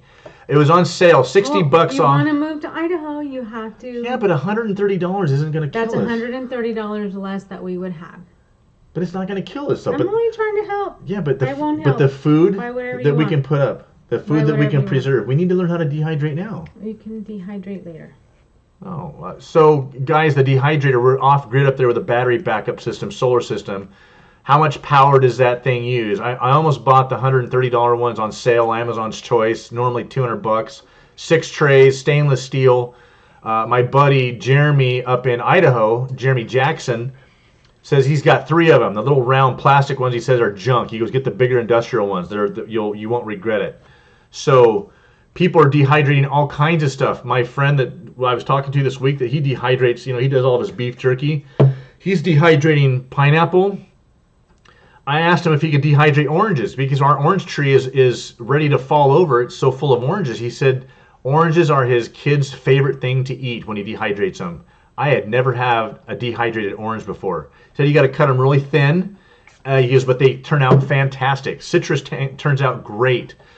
So the dehydrators, guys, my Jeremy up there in Idaho, Jeremy Jackson again, said, oh, you like the driveway? Oh, fantastic. Okay, cool. Thanks, Jeremy. So you're already caught up. Okay, who's the who's got the canning Bible? Michelle P. I missed something. You're supposed to be helping me watch these. I'm doing my nails. She's doing her nails. Sorry. Do I remember John Mark? I remember the name. Yeah, Michelle P. She does still have her YouTube site, right? It's still simply what's your YouTube channel? Put it on there. I did. I like simply Olivia P. Gil, come on, Gil. You don't think I've been married 26 years without knowing something once in a while? Thank you, Come Gil. on. Thank you. You're supposed to be my backup, guys. All the girls on here, like Kathy and Amy and the Broussards, all these girls are going to side with her. Come on, bro. You got to help me out here a little bit. You're a smart man, Gil. You're a smart man. How long have you been married, Gil? Let's see here. Okay, so Michelle P, they got collab for dehydrating. I got to just start watching some of these. Doug and Stacy have a solar dehydrator for off-grid. I kind of stopped watching that channel for various reasons. You can email me JNC's and I can tell you a little more about that. But I spend more time watching all of you guys' channels, Kathy and Gil and Broussards and everybody else. So I spend. Oh, Jeremy, my sister's in here. Christy, you're still in here. Whatever, Christy. Okay, you know what? If my family's going to come in here and start calling me out in front of all of the YouTube community, I'm going to have to just start blocking your butts. I almost said that word. Yeah, you better. I can't keep a straight face. You guys are too good. Too much. A blow dryer and a box. Okay, Tyler, I'm sorry, but I'm not going to sit there for 3 hours with a blow dryer and a box and dehydrate my deer meat jerky or my pineapple, okay? But yeah, that's really all it is. It's a hot blow dryer in a box. So, you're saying it shouldn't draw too much. I know some of them are probably rated better than other. Donna Huffman. Donna, I've seen you in the chats before. You've been in the YouTube community for a while, but I've seen you, Donna. I think I've seen you on Facebook, on one of those YouTube channels, or I'm sorry, Facebook pages for North Idaho. I think that's what it is. Let's see. Dehydrators. A lot of people have marshmallows for hot chocolate. Oh, that's a cool idea. Organic dehydrating marshmallows. 32 years. Wow. Awesome, Gil. And Gil, you said you were 62. You said you're 62 already. So you got married when you were 30 then? Fantastic. That's awesome. Okay. Let's see. Oh, come on. No, I am not. You are, look, there. You can see. You are taking it. I scooted over. I'm bigger. I have broader shoulders. What can I tell you? I can't help. Here, let me put it there. People see you a little better. There. Okay. There. They can cut off my gray hair. Is that better? Sure. There. And people can't see my gray hair as easy. Oh, stop it. And Jeremy is making fun of me saying I'm golden. Yeah, I hit my golden 50 a year and a half ago. Thanks, Jeremy, for reminding me. So dehydrators, guys, I want to pull the trigger and start dehydrating and get the practice in now while we're here, in town on the grid, so that way when we go up there, we're pros at it. I know not only just beef jerky, but how many of you guys? Oh, that was what I was going to tell you. Jeremy at Living the Dream Homestead. He bought those oxygen absorbent packs off of Amazon. Bought the big jug of them, right? And he bought his food vacuum pack, Food Saver vacuum packer. He says you dehydrate anything, you throw one of the oxygen absorbers in there, you vacuum pack that sucker. He said it'll last 10 years or more. So okay, Tyler, you're the you seem to have this amazing wealth of knowledge here. Or Gil, anybody else know the validity of that statement? If I dehydrate, now we're not talking about freeze drying. A freeze dryer, if any of you guys know what it is, it's a very expensive, high power machine that sucks all the oxygen and works off of a vacuum. Very expensive. They're like $2,500 for a cheap one. And then they use a lot of power. And I definitely am never going to get a freeze dryer. A dehydrator, you all know what that is. Put them in the Food Saver vacuum packer with a little oxygen absorber. How long do you guys think that food would last? Can we do our own disaster prep food? Is that a way to put food up on the counter? Because we know canning You're supposed to eat that stuff in a year, 2 years. We've had apple pie filling that's, 3 years old? It doesn't last. It doesn't last that long. 2 years. So most of our pie filling will last about 2 years, because we'll do we did 30 quarts this year, I think, didn't we? We did a lot. We did a lot. So next year, when the apples come out this year, we're gonna have to make apple sauce and not apple pie filling, because we have plenty. And I don't need any more apple pie, even though it's my favorite. So canning, we have stuff that a year to 2 years. I've had stuff that's probably actually, you know what? Some of that stuff I have, like the jalapenos and the pickles, I think is a couple years. Oh yeah, the pickles are at least. So canning, how long? Okay, I'm silver. Thanks, Kathy. I'm silver. I know. 30 years for you guys. Gosh, how weird is this that all of us old people? We're not old. How weird is this? All of us older people. Yes. Are like YouTube freaks. I think it's cool. Screw the millennials. They don't have the market. They don't have the corner on this YouTube community. We're the ones driving the force. It's like our churches. You don't want to scare away the older crowd, because they're the ones that actually support the church, right? These millennials aren't spending money on YouTube. All of us older people are. Okay, that was a big tangent. Hey, Farmo Fanatic, thanks. Boom! What's going on, brother? That guy fixes tractors, and he does all the old tractors, and he is awesome. He's got a great channel, and he's helped me get a lot of subscribers. Thank you, brother. I appreciate that. North Star says you can start practicing with a very low oven. So you start doing that, and then you can buy a dehydrator. Kathy, you just killed my purchase. No, I don't want to practice with the oven. You don't have time, honey. You work a lot, and then the time that you're not at work, you need to spend time with me. I don't want to practice with the oven. 120 to 130 degrees. Okay. Okay, Tyler adds desiccant packets and O2 absorbers. Okay. And Tyler, you have to buy the food safe desiccant packages, right? Okay, so if you dehydrate vacuum pack with oxygen, you could get at least 5 years, maybe 10. Yeah, okay. 4+ years, Gil says. Michelle P, yes, go on Amazon, and you can buy the little oxygen absorber packets. You can buy them in bulk in a bag, and I hear they're cheap. I'm told they're cheap. I don't know. You know what? Since we're talking about it, there's 17 of you in here. This is a fantastic chat. We need to know right now. Oxygen absorbent packs. Bulk. Okay, let's see what Amazon pops up. Holy moly. Okay. 100 pack. So there's 100 pack FDA approved, which is the Food and Drug Administration, anti-oil oxygen. Oh, so anti-oil. That's important if you're going to stick one of these things in, say, some meat or something, right? So $10 for 100. So that's a 10 cents a pack, guys. Here's another one, fresh absorbers. So here's two 100 packs. So you get 200 for $16. So that's coming out to about 6 cents a pack. Here's another one, 300 300 for $17. Okay.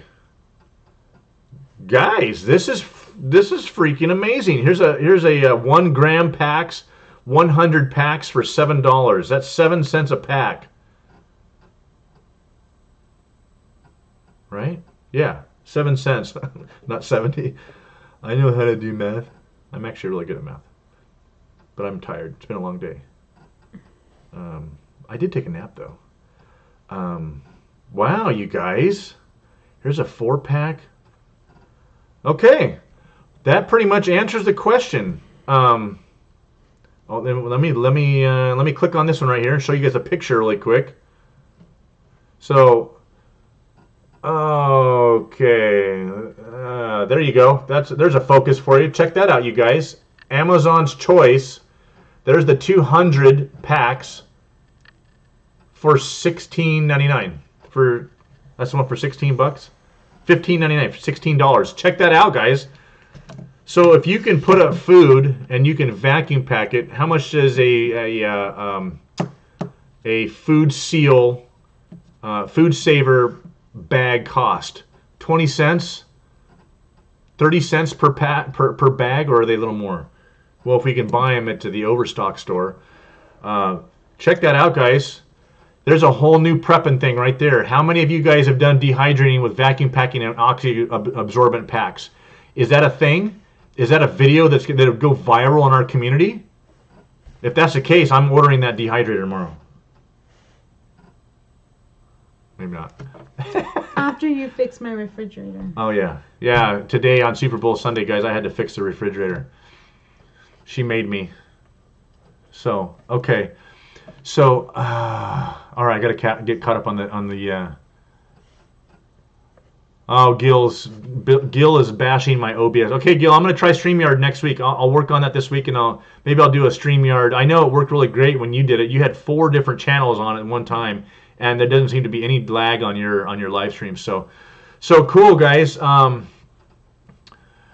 Oh my goodness, I got to make sure I catch up here. Hey, thank you, Weber, for popping in. Thank you very much. That is fantastic. Thanks for participating. That's what makes these live streams the best, is when you guys are all commenting and we're all working together to discover something. So I think we're onto something here. The 300cc for quart jars. That's pretty cool, Kathy. Okay. Simply Jan Holmes said, hey, thanks. That's a new name. I haven't seen you before. Thank you for coming in. Yours didn't go... did you do one on... oxygen absorbent packets with did you do that? Did you do a video on that, dehydrating food with vacuum packing already, Tyler?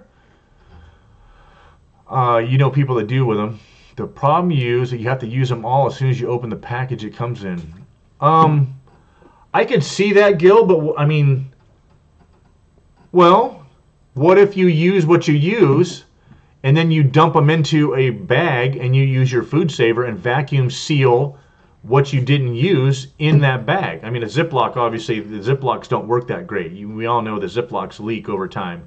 They're not very, they only keep out the air they only seal off the air for a short amount of time, it seems like. But what if you vacuum seal your leftovers? Huh? What do you think of that, Gil? All right, so 20 seconds from now, I'll see your answer. Okay. I know, Patty. I got to keep Mama happy. I know. The refrigerator. I know.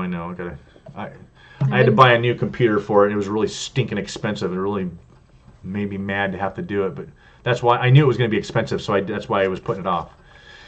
Anyway, yes, she does. Can you not tell that she does the cooking? You've seen me in my videos. You can see that I definitely have a food consumption issue. And it's because her cooking is very, very good.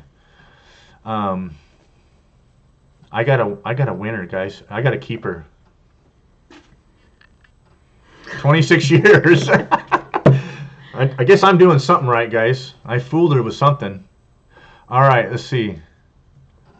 So Tyler says not necessarily. Shove all your extras into mason jars. Okay. Hey, WD Glock and Roll. Thanks for popping in. Appreciate it. Thank you. Hey, Grandma's so happy. Thanks for coming in. Awesome. We got some new people in the house tonight. So you did the Mylar, Tyler. You did the Mylar bags with the O2 absorbers. So you just sealed. Oh, you just sealed food in there. I see. Okay. I am Patty. I am a well-fed husband. The proper feeding and care of husbands. If you know what I'm talking about, Patty, that was a book that Dr. Laura put out, and my wife has lived that. So she properly feeds and takes care. Yes. Let's see here. Yeah, you still have. Oh, yeah, I can see that. So if you eliminate as much of the oxygen as you possibly can, Gil, that would be, yeah, you could still preserve. I would think you could preserve them. So, Kathy, she's not that little. She's just sitting on a really short chair. That's all. She's not that little. Dehydrated peppers and onions. Michelle P. That's funny you brought that up because I was talking to Jeremy Jackson up there. That Angela Angela Off-Grid up there right now she actually bought a can, the big giant coffee can of dried spices because it was cheaper to buy them in bulk, dried that way, than to try and do them, to grow them and do them herself. So it was only a few dollars to buy the whole giant, 64 ounce can, the big giant gallon can, of dried spices. And then she's making her own ready-to-make soups, and she's going to can those. No, I'm sorry. Who are you talking about? I'm talking about Jeremy Jackson up in Living the Dream. So she's experimenting with that right now with, I think she's going to be using the dehydrator, dehydrating vegetables and chicken, and then taking those spices and then putting them into a bag and vacuum sealing those bags and have ready-to-make soups on the shelf that'll last forever, almost like prepping food that you can put, and you can put that stuff into a 5-gallon bucket. And Jeremy says you can get 10 years or more out of those things. So if it's dehydrated with the O2 absorbers in there. So all of you new people that are popping in, Grandma's so happy. WD Glock, this chat just exploded. It blew up because everybody is all into this right now. I did a canning video just to kind of speed you up real quick, and I'm talking about prepping and putting food away, right? We started talking about, I asked everybody about dehydrators because I almost bought a dehydrator this week. I had a friend that was telling me all about it and showing me all the stuff he was doing. And then my friend up in Idaho was telling me about O2 absorbers and food saver vacuum sealers, dehydrating all that stuff and throwing the stuff in there. It'll last 10 to 20 years. Like, holy smokes. That just brings prepping and surviving and putting food up. I mean, if you're not into the whole disaster prep scene, I know you are, Glock, but if you're into that, and we're all into putting food up, how much of that stuff is going to spoil? We can't put the potatoes down in the cellar forever. And heck, how many of you guys said that you guys dehydrate potatoes? That blows my mind. So throwing some spices and some potatoes into a bag, I mean, potato soup, instant potato soup. Doesn't that sound good? Yummy. We like potato soup. So I wonder if you dehydrate. Anybody dehydrate cheese? What else have you guys dehydrated? Wow, this is fantastic. I've heard about the peppers and onions, Michelle. I know that people do that, and they come out really good. My friend was telling me about that. Make a wish list online on Amazon, or on Amazon you are. Yeah, on Amazon I am. List, yeah. Yeah, dehydrated stuff. You just reconstitute it. Pasta. Here's a question Olivia asked me, and I didn't know the answer to. When you guys dehydrate pasta, does that basically? It doesn't start it over, right? When we buy the instant pastas where you just add hot water, when I was doing a lot of backpacking for a while, and I would buy those instant they were actually freeze-dried items. I bet that's the answer. The instant pastas, like instant fettuccine, I'll bet that's freeze-dried. So they cook the pasta, then they freeze-dry it, so they take the water out of it, but it's already cooked. Mm-hmm. So do you guys, if you were going to, can you dehydrate well, I think dehydrate, to me it sounds like you cook the pasta, then you dehydrate it. It takes the pasta right back to its original state. You got to start back over. You can't just add hot water to it. Anybody know? 20 seconds from now. Don't know if you saw this. You've dehydrated sweet potatoes and then ground into powder. That heat. Oh, no way, Kathy. I did not see that. Yeah, Michelle, exactly. That's why we prep down here. And then Grandma's so happy, says we love dehydrating. She has you have three of them that they and you vacuum seal. So wow. Grandma's so happy. Do you guys have videos on that? I'm sure you do. I've watched a couple of your videos. I try and watch so many of you guys' videos, and you guys know how hard it is to watch everybody's videos. Do you have a video on doing that, on vacuum sealing your dehydrated food? There you go, guys. If you guys aren't friends with Grandma So Happy Homestead, go check out her channel. I know not everybody here knows everybody. We've got some new people in here. You might get a dehydrator one day, Rustic. Yeah, I'm about to pull the trigger. I really want to. They're not that expensive, and for the time for putting that food up is just amazing. So, you made sweet potato chips and dehydrated. That's so cool. On Marketplace, yeah. Oh, I bet I could go on Craigslist and find a good used one that somebody's not using. I didn't even think about that. Duh. I love Craigslist. That's my favorite. Jeremy Lawson. Yep, go ahead. Jeremy's good, dude. Guys, dude. Jeremy's a good dude, guys. So whatever he posts is good with me. I trust Jeremy explicitly. He is a Christian brother from a long time. Oh, thank you, WD Glock. I appreciate that. Thank you. Yeah, well, I saved a ton of money on that. Well, you watched the video, you know. And that was another long video, guys. Sorry if you guys had to endure that whole thing, but any of you guys that are looking to build a winch bumper for any of your vehicles, movebumper.com is fantastic. The bumper for my F350 that was heavy duty enough that looks decent to fit my truck that would support a winch, they start at $1,200 and they go up. And I found this place. It was actually an ad on Instagram. How many of you guys have been getting ads on your Instagram or whatever when you just got through talking about something that you needed to do on your homestead or your whatever, your house, to your wife, and the next day all of a sudden you see an ad? It's creepy. I don't have the voice recognition turned on my phone. There's a squirrel tangent for you guys. Let's not go down that rabbit hole. Good grief. Anyway, I found Move Bumpers on my Instagram. I called them up. They had it. It was $630. I couldn't be happier because I love to weld. So thanks for that, Glock. I appreciate that. That was fantastic. That was a fun project. Back to, okay, so homemade pasta has egg in it. It'd be best to slightly cook it first. Oh, the chat's going away so fast. You guys are awesome. And then dehydrate it. Okay. So sounds like there's going to be some somebody's talking to their son about getting a dehydrator. Organic, you dehydrate garlic, tomatoes. Yeah, those are the easy ones. Tomatoes, all that stuff. That's the easy stuff to dehydrate. Jerky. Oh, do I have a wish list on my YouTube site, Michelle P? Okay, sorry. The chat's going so fast. You guys are having way too much fun at my expense. No, my benefit. So no, I don't yet, Kathy. I am so far behind in getting my channel like up to speed with everybody else. Olivia does Cricut stuff. That's what, if you guys go check out Olivia's channel. Did you put your channel on here? I put your channel name on here. I did. If you guys haven't seen Olivia, she's got one video out. I helped her do a video. Click on my name. Yeah, you can click on it, Simply Olivia P, or is it O Palmer? What is it? No, Simply Olivia. Simply Olivia. P. And she does Cricut stuff, and she is a craft queen. It's insane. And so we want to do, we did the T-shirts for our Idaho YouTube creator meetup last year. She made them. She bought all the screen printing stuff and the stickers, and she did that. And we did our own YouTube shirts. I normally am wearing one for my live streams, but she did that. So I need to put that on the channel so that people can buy T-shirts and whatnot. We don't want to make a ton of money off them or anything. Just get the name out there and spread the love and the fun, right? So I don't yet. Working on it. Yes, Michelle P. There's 20 seconds later, you guys all got my comment about the phone.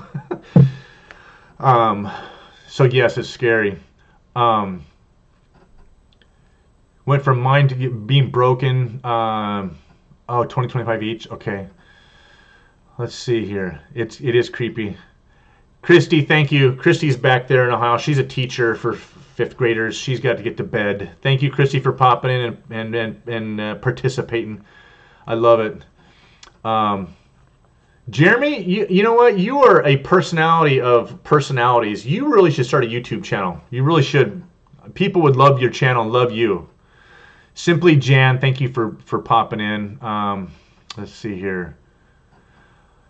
Love that. We have dehydrated fruits, almost every kind. Yeah, the fruits are easy.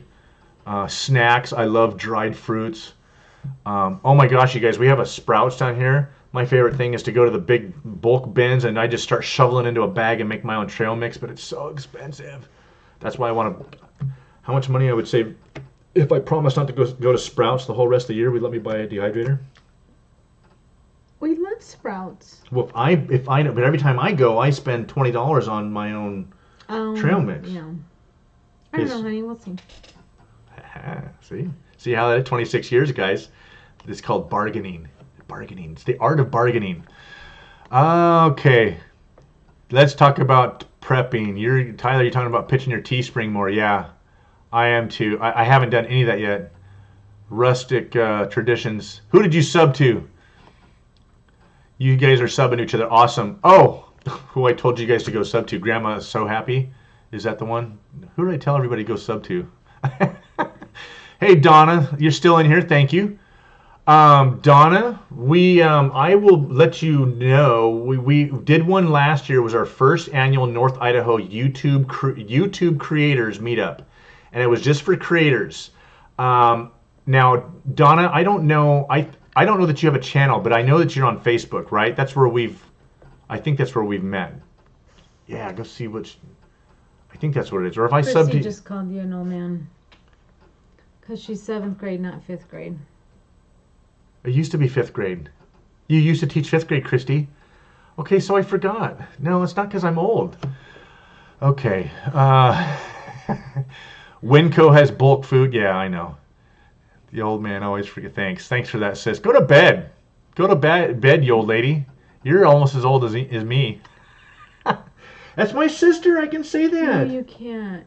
You have to be nice. I'm sorry. Okay, so use a non-heated dehydrator to do your apricots. Wow. Winco is good for bulk food stores. Yeah. Where's our nearest Winco? Isn't there one right there in Chino? Yeah. Mm-hmm. Yeah. 60 and the 71.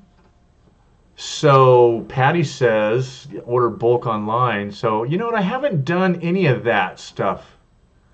Azure Standard, if you can get it there. Huh. Okay.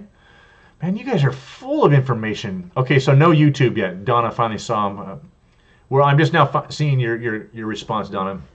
No YouTube. So Donna, I've seen you on Facebook, right? Patty, it's my sister. She's ornery. She needs to be kept in line. So Donna, Donna, I think we've chatted. I've seen you chatting on the Facebook pages. I'm pretty sure. So anyway, this next year, it's already 2020. Holy crap, guys! It's February 3rd. What? 2nd, 3rd? February 2nd already.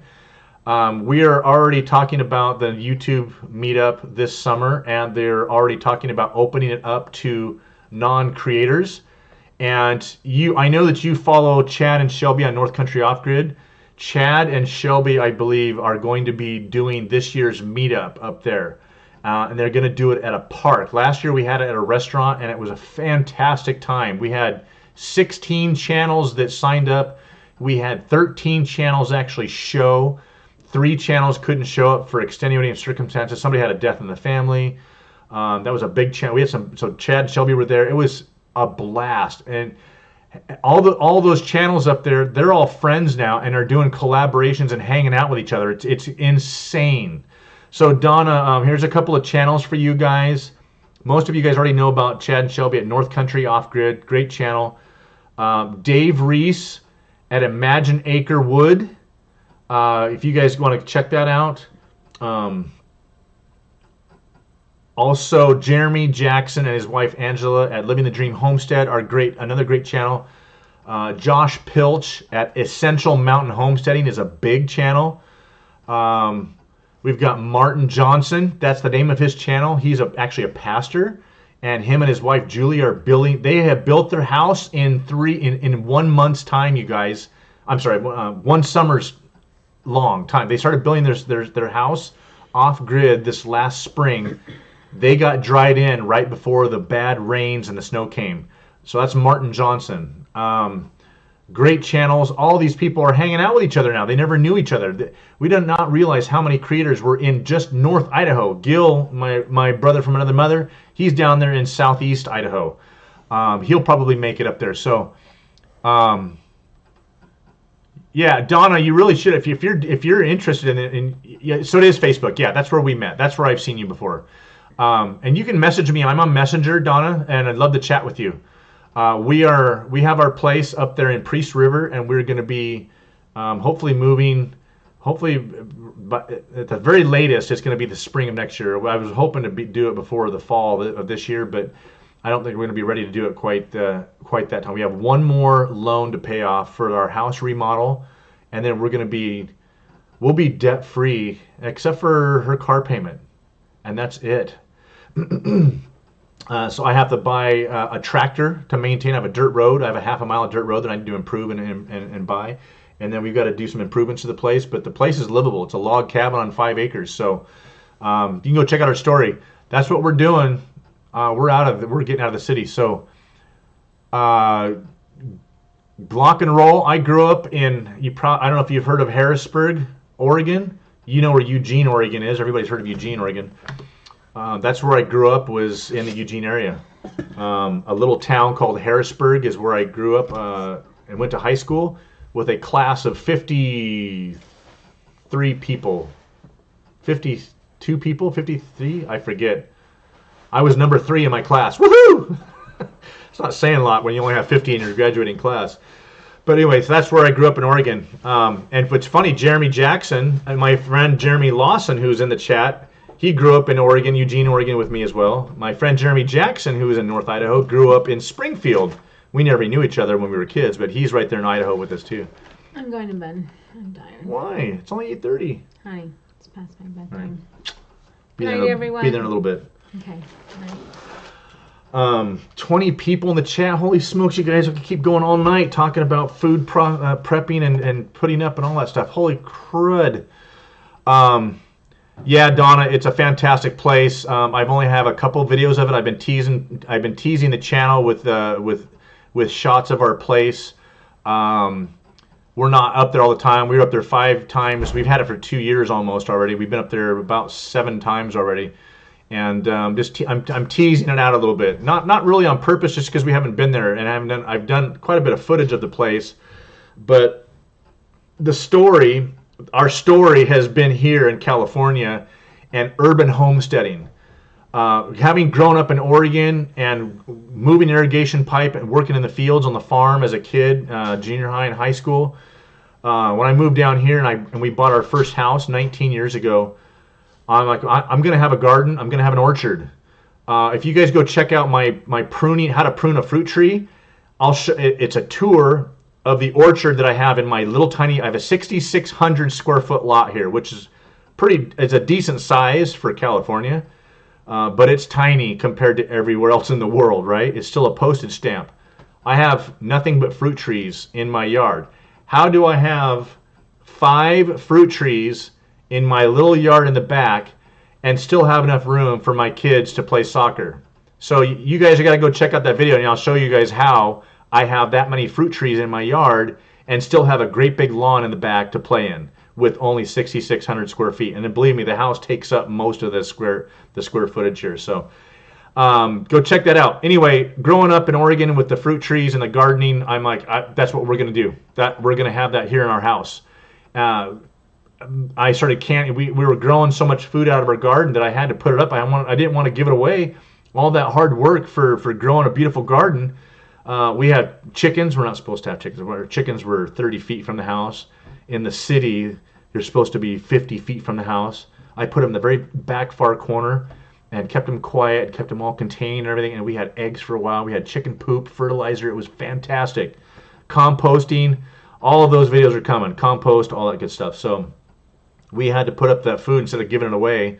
And so I said, hey, let's start canning this stuff up, and we can have vegetables all winter long. And so I got Olivia into doing it. We've been doing it for, gosh, like 15 years now. All of these, and finally, after all this time of being down here, I started getting the angst. So this is a long way around, JD Glock. This is the long way around telling you the story. I've been down here since '86 for 30 years. I'm over the city. I'm tired of it, and the angst has been growing and gnawing at me for a while, for a number of years now. And finally, I started talking to some friends. I've already got some friends that have already moved out of the state. And they're like, "We're out of here. We're gone." And they sold their house and got up and moved. And we just weren't quite ready to do it. Our kids are in college, so I started looking around. I found a place up there, and one thing led to another. God blessed us with this beautiful log home on 5 acres with a trout stream in northern Idaho, and it all went down. It all just exploded from there. And now here we are on this YouTube channel. This is all about, and this community is just unbelievable. So that's how I ended up here. You know what it was? The house is off grid, and so I was looking at YouTube for off grid stuff and started following some channels. And one of the first channels I started watching was Pure Living for Life. And I was watching that story of how they were going to move get out of the city and move off grid out to the country, debt free, and build their own place. I started watching that a number of years ago when they first started, And I followed that story, and I'm like, and that was another thing that convinced me, if they can do it, I can do it. And so we started looking at places. We bought our log home up there, and it was off-grid. And I wasn't intentionally going for an off-grid place, but it was off-grid. Fantastic place, all done to code, all permitted and everything. It's a beautiful place. And so I started watching YouTube, looking for tutorials on solar panels and whatnot, watching Pure Living for Life. And so I know a lot of you guys already know the story here, guys. So bear with me. A lot of this is all for the new people here, like Donna. I don't think she knows the story. Glock, I don't think he knows it. Hey, Heaven's Gates, thanks for popping in. Hey, Heaven's Gate. That was the other thing I was going to talk about tonight, was Heaven's Gates Cherry Farm. If you guys don't have them, subscribe. Go check them out. They are a fantastic couple. Hey, honey. She's already in bed. Darn it, you guys missed my wife. She went to bed. I wanted you guys to meet. I was really hoping you guys would pop in tonight so you guys could meet my wife. So she's my way better half. So anyway, watching YouTube, I had done a video. Oh, there she is. All right, Heaven's Gate Cherry Farm. There is my better half. All right. So Heaven's Gates Cherry Farm, guys, is one of the first channels we started watching last year and a half ago. And you guys are the reason why. I don't know if you guys remember this or not, but you guys are the reason why we bought a drone. I saw your guys' drone video of your cherry orchard, and like, that is so super cool. And we had just started doing videos on our place down our homestead down here. The day after, my son goes on Craigslist and buys the Mavic DJI, the $1,000 one, and he finds one for $500 because of your video. So, going back to bed? Yeah. All right, honey. All right, there she goes. That was my wife, guys. So, Heaven's Gates Cherry Farm, you guys are a fantastic channel. Fantastic, awesome, godly couple. They just got a great, their kids were hilarious. Had a great time in the chat with you guys on Thursday. That was so much fun. And then when you guys popped in to the Broussards after that, it was like 3 hours of just pure live stream hilarity that night. So thanks for that. You guys were fun. So anyway, that's the story, guys. I had done a video like 7 years ago about my macadamia nut tree when I was working at the airport, and I had done some videos about Obama when he came to visit Los Angeles, and I posted on YouTube. I thought YouTube was just kind of a kid's thing at the time. I didn't really know anything about it. I hadn't looked at it. I didn't know people were making money on it for crying out loud.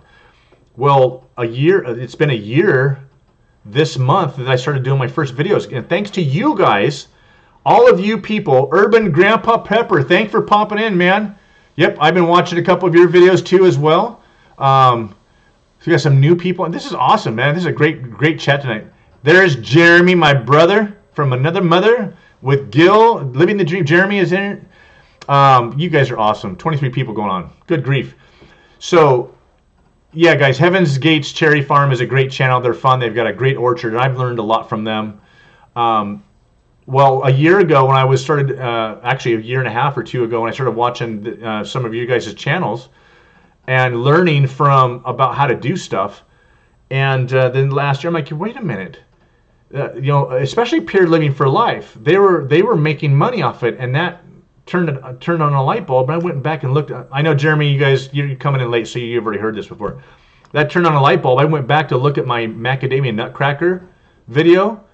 I had almost 45,000 views. Sorry, guys. I had 45,000 views on that video that I had done 7 years ago. 45,000 views, that's almost viral. Holy smokes.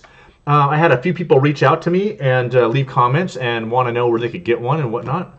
So that's how this whole YouTube thing started. I'm not, I didn't go ahead and dive into this with the goal of making money on it. If I can make a few bucks off it, that's great. That's fantastic. But I have learned so much from you guys, and we've learned a ton tonight. Jeremy, I'm sorry. Yes, you people. Jeremy's gonna bust my chops on that because I said you people. You have to go back and watch the chat, Jeremy. I was talking about you all night long tonight so far. We had the whole dehydrator oxygen pack oxygen absorbent desiccant pack vacuum seal conversation.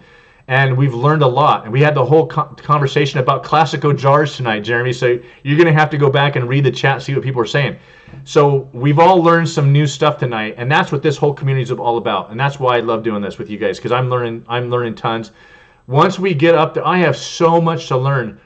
I have this place pretty well dialed in. All the projects, the electrical, I mean, it's all up to code. It's all done. It's all finished. A lot of that stuff I learned how to do on YouTube. This place is like done. When we move up to our place in Idaho, I got to start over. Well, not start over, but I got a lot of stuff to do because we've done a lot of homesteading here. We've got the garden going. We've got the chicken coop going with the waterer. We have the fruit trees, the orchard. We have all of that stuff down. Preserving, putting up food, prepping, all that good stuff. We have that all down. But I don't have an orchard. And Heaven's Gate Cherry Farm. You made this comment. I told you guys that I will have. And Gil, by the way, you're still in here, right? It's called Wallapini. I think you were calling it a Wallapina. Dehydrators for food and jerky. Thank you for that, Gil. Yeah, there's a whole bunch of them on Amazon, and I was looking at one it's on sale right now for $139. I'm gonna be starting over. Heaven's Gate Cherry Farm. We were talking about dehydrators earlier. And the whole orchard thing, I was telling you guys about doing a Wallapini. There's that guy, Finch, the old guy. If you go on YouTube and look up old retired guy, North Dakota, citrus Wallapini, it'll pop up. It's like the first search result that comes up. And it's this girl named, I forget her name. Maybe one of you guys can throw it up there. Thanks, Heaven's Gates. Thank you very much. I appreciate that. And likewise, if you guys aren't subbed to Heaven's Gates Cherry Farm, that is a fantastic family. Their kids are hilarious. You guys' kids are hilarious. I didn't know they were kids at first, and then you guys kind of let us in on the secret. They were poking each other on the chat. That was absolutely hilarious. And your kids are beautiful. Absolutely fantastic. My kids, as you guys could see, my wife's very dark, and our kids came out fantastic. They're gorgeous. I am so blessed. They thankfully got her looks. So anyway, that was a big squirrel there. I shouldn't have read. That's why I don't like reading the chat all the time, guys, because you guys distract me too easy. Anyway, so we were talking about you tonight, Jeremy, and the whole freeze dry thing, the whole mason jar thing. Jeremy, I don't know if you. Jeremy and Angela is my almost my neighbor. He's literally 10 minutes, maybe 15 minutes away from our house up there in North Idaho. So I was talking to him today about the whole Classico jar thing. And so Jeremy, almost everybody here has agreed with what you and I came up with at the end, where we said they'd probably be okay for water bath canning, and that Heinz's disclaimer is just a CYA. So any of you guys that came into the chat a little bit late tonight, we were having this whole debate about Classico jars because they say mason right on them. And they're thick glass, and somebody told me, yeah, you can totally use those for canning. So anyway, we had this whole debate. So I think everybody's agreed so far that you can use them for water bath canning, but not necessarily the pressure canning, that people would kind of shy away from that. But I think everybody learned something tonight new from Tyler, from Let's Talk About Prepping. That was absolutely amazing. And Tyler, you're still in here. Fantastic. Tyler, who is a prepper, put something out there about annealing the jars, putting them in the oven, heating them up to 400, leaving them in there for an hour or so, and then letting them cool, and that kind of tempers the jars or anneals the jars. And then my question back, and I haven't seen anybody answer. If somebody answered this, oh, okay, all right. You know what? I don't think. Do you want? I'm sorry, guys. I missed it. All right, here you go. There you go. Tyler, you've got some great links. Post away, brother. Post away. Throw up your links and stuff on there. Yep, digital timer, Gil, $70. You know what? Was that an Amazon's choice, Gil, on that dehydrator? Because I saw a few on there that weren't Amazon's choice. But so, okay, guys. So Jeremy, if you guys aren't friends with Living the Dream Homestead, if you guys don't know who he is yet, you need to go check his video out and subscribe, like right now. Just leave this chat and go subscribe. or if you got a computer at home, do the double screen thing, go subscribe. He's got some great stuff on there. And Jeremy says he had 3 dehydrators. He said the little round plastic ones, he said stay away from them. They're junk. They're just kind of a waste of your time. Get the bigger ones with the multiple trays. Stainless steel would be great.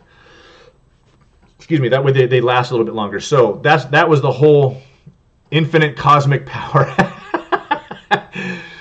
So power away. Show me the power. So Kathy at North Star Prepsteader threw that out there, Jeremy. I don't know if you ever heard about annealing jars. Go hit up your better half and ask her what she knows about annealing jars. That is something I had never heard of before. And if that's the case, if that's something that we need to be doing with our jars every year anyway, before we put them back and stress them out in the canners, whether it's a pressure canner or a water bath canner, that is a very good point. So I know some of these other people like Michelle P., some other channels that were in here tonight threw that up there. Heaven's Essentials. Oh, Heaven's Essentials. Where's Heaven's Essentials in here? Did I see Heaven's Essentials? I know that we have a couple channels. Angela's in the chat. There we go. Spend the extra money and get an Excalibur. The Excalibur. Oh, they both said it. Ooh, double team. Jeremy and Angela both saying get the Excalibur. Always, man. Always, man. It's don't even say that. Stop saying that. Let's see here. If you can afford it, get the cheap one first and save for the good. You know, that might be a... Heaven Essentials. Oh, okay. There you are. Okay. Thank you. I knew it. Because we have Essential Mountain Homesteading. We have Essentials. I already made him... I missed that. Oh. So I got him. I threw a wrench at Tyler. He's got the wrench now, so he's good. Hey, Tyler, I'm still waiting for some good links here. Okay, so if you guys know who Kathy from, everybody knows who North Star Prepsteader is. You guys all know Kathy already. But Tyler, you're going to have to start taking lessons from Kathy. She puts up links left and right. And so if you want the wrench, you're going to have to start helping me out, put some links up here. This is all a learning process. This is a community of learning. Okay. All right, Patty. Nearly all the homesteaders that you follow have the Excalibur. J&C's got the Excalibur. Okay. You wish they had more space between the trays. That's a 9 tray. How much is the Excalibur? Don't make excuses, Tyler. Yeah, Kathy's definitely quick on the keyboard, but no excuses. Okay, I'm gonna look up the Excalibur really quick. Excalibur. See if you guys. Let's see if the 20-second delay if I can beat the 20-second delay. There it is. Excalibur 9 tray electric food dehydrator. $329. Oh my gosh. Okay, here's a different one. Excalibur, the 3900B. The 3948 CDB is $329. The 3900B is $283. Okay. All right, let's see. Did you get? Let's see if I beat you guys on the delay there. So you paid a couple hundred, Angela. So I see one right here for $283, and I see another one like the Who's Your Daddy Excalibur for $329. Holy crap! That is some money. But okay, here's an Excalibur 2400 for $149. Okay, Grandma, so you said put it on my wish. I don't know how to do a wish list on YouTube, guys. Yeah, no, I totally understand, Angela. You get what you pay for. I was looking at one that was a $200 one on sale for $140. So Homestead Court, thanks for popping in. That's a new channel. You got yours at Cabela's for $200, and how do you like that? What brand is that, Homestead Court? So Gil, you said the 2900 ECB, $179. That's not what I just saw. Wait, that's a 2900. I just saw the 2900 EC. Yep, $179. Is that the one that you have, Gil? It's listed for 180 right now. Hey, Glock and Roll. Thank you guys. If you guys don't know Glock and Roll, that's a great channel, man. Go check out Glock and Roll and subscribe to that guy. He's in a lot of live streams and a lot of chats. A good dude. Thanks for popping in. I really appreciate it, brother. So yeah, 2,000 for a freeze dryer. Yeah, no, I know. I have a friend of ours has one, and he paid almost $5,000 for his. He bought the Hoosier Daddy freeze dryer. Of course, the stuff that he brought up for us to eat was just fantastic, but the freeze dryer was that's just out of my price range. And I don't, from what everybody has said tonight about dehydrators, vacuum packs, and O2 oxygen. For any of you guys that are late in here, we talked about my friend Jeremy at Living the Dream Homestead. Jeremy and Angela have been using the O2 absorbent packs with the Food Saver vacuum sealing bags with a dehydrator. There is, in my mind, there is no reason to buy a freeze dryer at this point. If that stuff will stay on the shelf for 10 years, then I will never buy a freeze dryer with this. So I have got some experimenting to do. You guys are freaking unbelievable. Labeled Cabela's. Okay, so it's a Cabela's brand, Homestead. Thanks for that. You suggest to get a mag freeze dryer? Is that? Oh, that's your dream. That's probably your dream, huh? Oh, that's your dream, Tyler, is to get a freeze dryer. You don't have the Excalibur. Okay. Yeah, exactly. Yeah, when you don't have $2,700 laying around, you'll go buy a freeze dryer. Yeah, you and the rest of us. Except for Gil, he's retired, so he has nothing to spend his money on except for fun toys like that now, right, Gil? So the next video we see is Gil's gonna be with his freeze dryer and making all the rest of us jealous. Then he's gonna have, but his power bill is gonna be off the chart. I hear they use a lot of power. That's what my friend says. They use a lot of power. He saw a huge increase in his electric bill down here using the freeze dryer, but he does it as a hobby. He's not a prepper in any way. He just likes to do it. Okay. Growing Your Greens guy has the freeze dryer. Hey, JNC's Oregon, put the link up there. What's the name of that guy? Growing Your Greens guy? Is that the name of his channel? And Donna, you got the old Ronco dehydrator. Okay. Dehydrator ruins the nutrition and edibility. Okay. Why is that the case, Tyler? Anybody else have an opinion on that? Because that doesn't make sense to me. Just because you're taking the water out of it doesn't... Okay, I can see the heat and the lack of water maybe breaking down some of the vitamins. Some of the vitamins may lose a little bit of their potency, or some of the nutrients losing a little bit of their potency, but I can't see it. I can't see that, Tyler. Yeah. Okay, well, Angela, you want one for meat, but don't you use your big dehydrator for meat? My friend has the like the $100, $110 one, and he's doing beef jerky on it all day long. You have a good one, Gil. 20 years old, 7 shelves. Wow.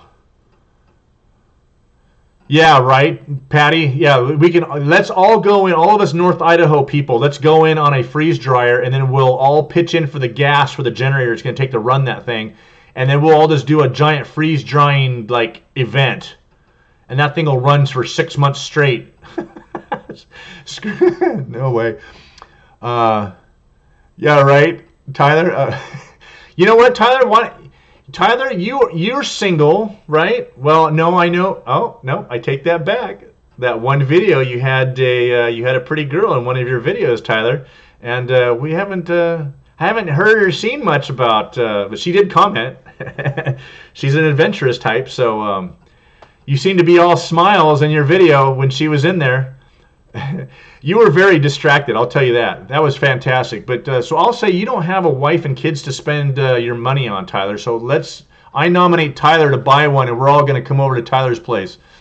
Gosh, I can't keep up with the chat. Oh, really? Gil's getting a freeze dryer. Wow. Okay. JNC's Oregon. Okay. You know what? You got it. You got it, JNC's. I trust you. I know you'll do a good job. So, and this is all for learning purposes here. Give us a link, JNCs. Throw it up there. So most of your vitamins change their molecular structure with the dehydration. Okay. Yeah, I know that the jerky won't last 10 years, but how long would jerky last? Hey, if dehydrated vegetables, if dehydrated pineapple and fruit will last 10 years, why won't meat last 10 years? Anybody answer that? Canned meat's the way to go. Yeah, I agree with that. Ah, Tyler. Okay. You didn't have to tell us that, but thanks for sharing. I'm sorry, brother. He'll find somebody else. You're a quality dude. You're a smart guy. I don't know. A guy like you isn't gonna be single forever. That's for sure.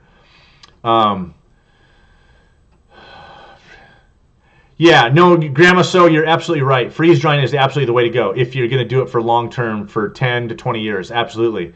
But I'm gonna say, yeah, Kathy, I agree too. In the long run.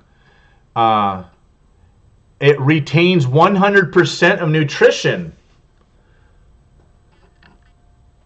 Okay. Man, you guys are a wealth of information, man. Unbelievable. So Kathy, you and Grandma So Happy both said that freeze drying. Tyler, what's your take on that? Are saying that freeze drying retains 100% of the nutritional value of the food that you're freeze drying versus a dehydrated. But everybody's saying dehydrating is going to retain most of it. So I'm going to suggest that most of us are going to eat that food within a year or two. Is canned jerky going to last a year on the shelf, guys?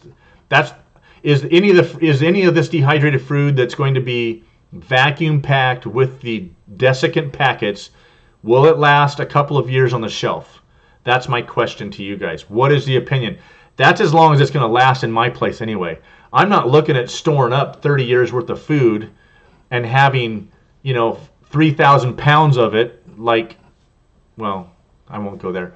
I'm not into that. So if this, I'm looking at and putting stuff up to last for a year, maybe 2 years, have the stuff that I don't eat the first year, I can eat it the second year and still be okay. My canning, all the stuff that I can, you can totally do that with. Meat, the same way. I'm going to can elk meat and deer meat. I hear that's awesome. So,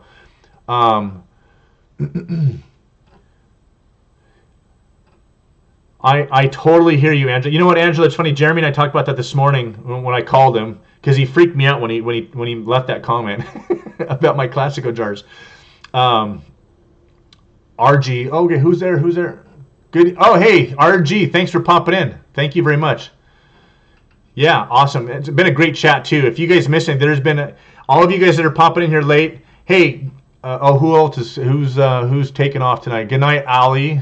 Good night. Heaven's Gate Cherry Farm's going to bed. I know you guys are back east. Thanks for popping in. You guys are awesome. Appreciate the love, you guys. You're fantastic, guys. Go check out Heaven's Gate's Cherry Farm if you haven't met them.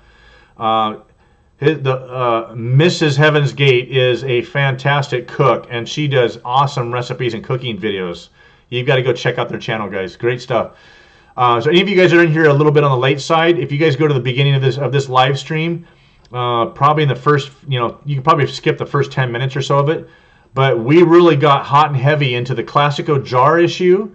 We also got into dehydrators big time tonight, and there's a lot of new information that came out in this live stream tonight that we all need to do videos about for our audiences. I know I'm going to incorporate a lot of this information. I'm probably going to contact a few of you guys just to refresh the information and get some of the links that you guys sent me. Like Patty, the Tinker's wife, she sent me some links about jars and dehydrating and all that kind of stuff. So it'll last long enough to save money on the food in a few months and rotate in more. Yeah. Okay, RG, you said 5 years. Fantastic.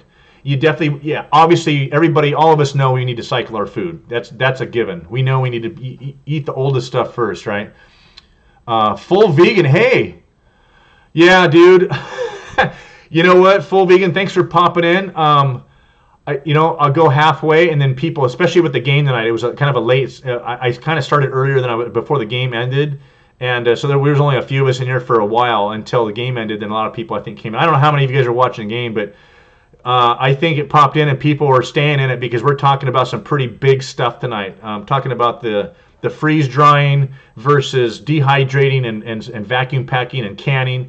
I did a canning video and talking about mason jars, and the chat exploded from there. So it's been a great one. So Patty, thank you. There's the caps. If you guys can either highlight my name or put it in caps, and I'll definitely clue in on that. There's so many of you guys chatting with each other, and the chat's going so fast that I'm just missing stuff. So put it in caps for me. Maybe we need to make that a kind of a rule: is highlight my name if you want to say it to me, and you're part of the you're not talking to each other, you're talking to me. But yeah, full vegan. We had a great live stream tonight. We're talking about putting food away, and Kathy, if you guys, I've watched a couple of full vegans videos, some good stuff in there. Full vegan, you guys go check out their channel, and go check out some of these other people's channels here too. Some great people in the homesteading community, off-grid preppers, and all that good stuff. I normally don't go more than an hour and a half or so, but there was a lot of good information. Kathy from North Star Prepsteader had some great stuff, and Tyler from Let's Talk About Prepping had some awesome stuff about annealing your jars. That's something I'd never heard of doing before. So great stuff.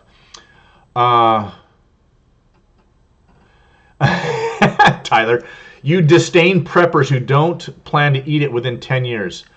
Well, that's a whole nother point. That's a whole nother issue, Tyler. Maybe we'll talk about that next week. Let's talk about the doomsday preppers. Are you a Mormon? No offense if anybody's a Mormon here. Okay, I know that the Mormon religion, they teach their people to that they have to have at least 3 years of food storage put away because, well, what they believe is going to happen. And Angela, you have a box of brand spanking new. Okay, Angela, check this out. One of the guys that was in here. Hey, Ron. Ron McGarvey from Living Off Grid McGarvey Style. You guys, Ron, this guy, Ron, I don't watch, I have to turn your video off. I do watch your videos. They're addicting. And Ron starts to cook, and it just makes me freaking hungry. That guy is the most amazing chef, and he grows everything in his garden. Ron's up there in Northern California, off grid, amazing guy. And he plays all of his own music, and I'm deeply jealous of that. He has all of his own music because he plays the guitar and all that, electric guitar. Angela, you said you have a bunch of new lids for me. Well, California Survival was in here earlier in the chat. He actually works in a warehouse that supplies nothing but canning supplies and jars for the whole West Coast, Arizona, Nevada. And I'm going to probably do a collaboration with him in the next month or two, hopefully. And he said that he'd hook me up with a couple of cases of jars and lids. So anyway, that was the other thing I was going to talk about tonight, you guys. There's still 24 of you in the chat. Let's just hit this really quick. I do need to go to bed here because I got to be up at 4 in the morning. So but I did take a nap today, so I'm good. One last little issue here. This was something, and now all of you guys that can. Reusing your lids. I talked about this in my video on my canning video, and I've got chastised from Angela Offgrid because she works in the food service industry. And Angela, I meant to tell you, Olivia also worked in the cafeteria at the school district. She had to do all the same training and everything, and all the the heats and the temperatures and the cleanliness and all that stuff. I you know what? It's about the money for me. So if I could save a little bit of money. The whole part of the reason I was canning wasn't just to preserve the food that I was growing, but it was to save money. And I cut that part out of my video because the video was already too long. But when you can get a can of green beans, it's a 15-ounce can of green beans, and you get them on sale for 99 cents. Remember we used to pay 39 cents, 49, 59 cents for a can of green beans? Now it's $1.99. Everything's expensive now. So you figure two 15-ounce cans and it make about a quart, right? So if you figure on the high side, $4. You grow your own beans. You already bought the jar. You reuse it. You buy the lid and the ring. Yeah, a brand new lid every time is 30 cents. It totally makes sense. But back when we first started, green beans were still 69 cents a can. And I'm thinking, well, gosh, for $1, what's that work out to? $1.50 max. And is that what it's costing me to can my own food? And so it's not just the money out of pocket, it's the time saved. Which is more convenient? Just go buy some cans of green beans at a store for $1.50, or spend the time growing. I mean, I like gardening. Don't get me wrong, but it's definitely, you guys all know how much work it is, right? So, how much sense does it make to spend all that time and effort and energy growing and prepping and cleaning and canning and putting up, when you can go to the stinking store and spend $1.50? And people, the doomsday preppers are prepping by going to the store and buying cases and cases of this stuff when it's on sale. They're not. A lot of them aren't doing their own canning, but a lot of us homesteaders, a lot of us farmers have been doing this forever, and that it only makes sense. So for me, it was a money thing. Well, now when things are so expensive, if you're going to spend $5 on on a quart of green beans, a brand new lid makes sense every time.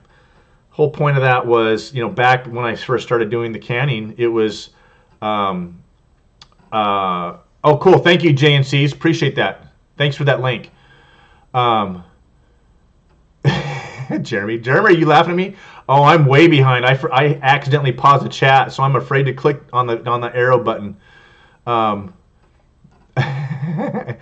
There was a game tonight? I know, right, Gil? Oh, good grief. Here we go. Okay, Grandma's so happy. You've never reused lids except for dry items, never for water bath or pressure canning. Okay, full vegan, 50 cents at Walmart every day. And Safeway, they have them for 3 for $1 sales many times a year. Okay. Okay, that was the other issue too, Kathy. Organic compared to the store cans. Yes, that was the other issue too, is non-GMO, organic, no preservatives, all that stuff. That was the other big reason why. That's right. All right, you got me back off my big soapbox, Kathy. Thank you for that. You brought me back down to ground. Yep, I totally agree, Tyler. Definitely putting up food that's going to be calorie dense. Yes, it's worth it. Okay. I heard new lids have less rubber you can reuse to vacuum seal if not broken. Suggest new lids or the reusable lids. So that was then my next point, was talking about the reusable lids. Somebody did a video last year. I want to say it was Broussard's. Who did the reusable lids? Or was it Anna? Had bought the reusable lids off of Amazon. And they're really expensive. They're like, I don't know, they were a couple of dollars a piece. And they're not, you can't reuse them forever, but they were saying that you could get maybe about 10 uses out of them, which brought the cost down to, thank you, Kathy.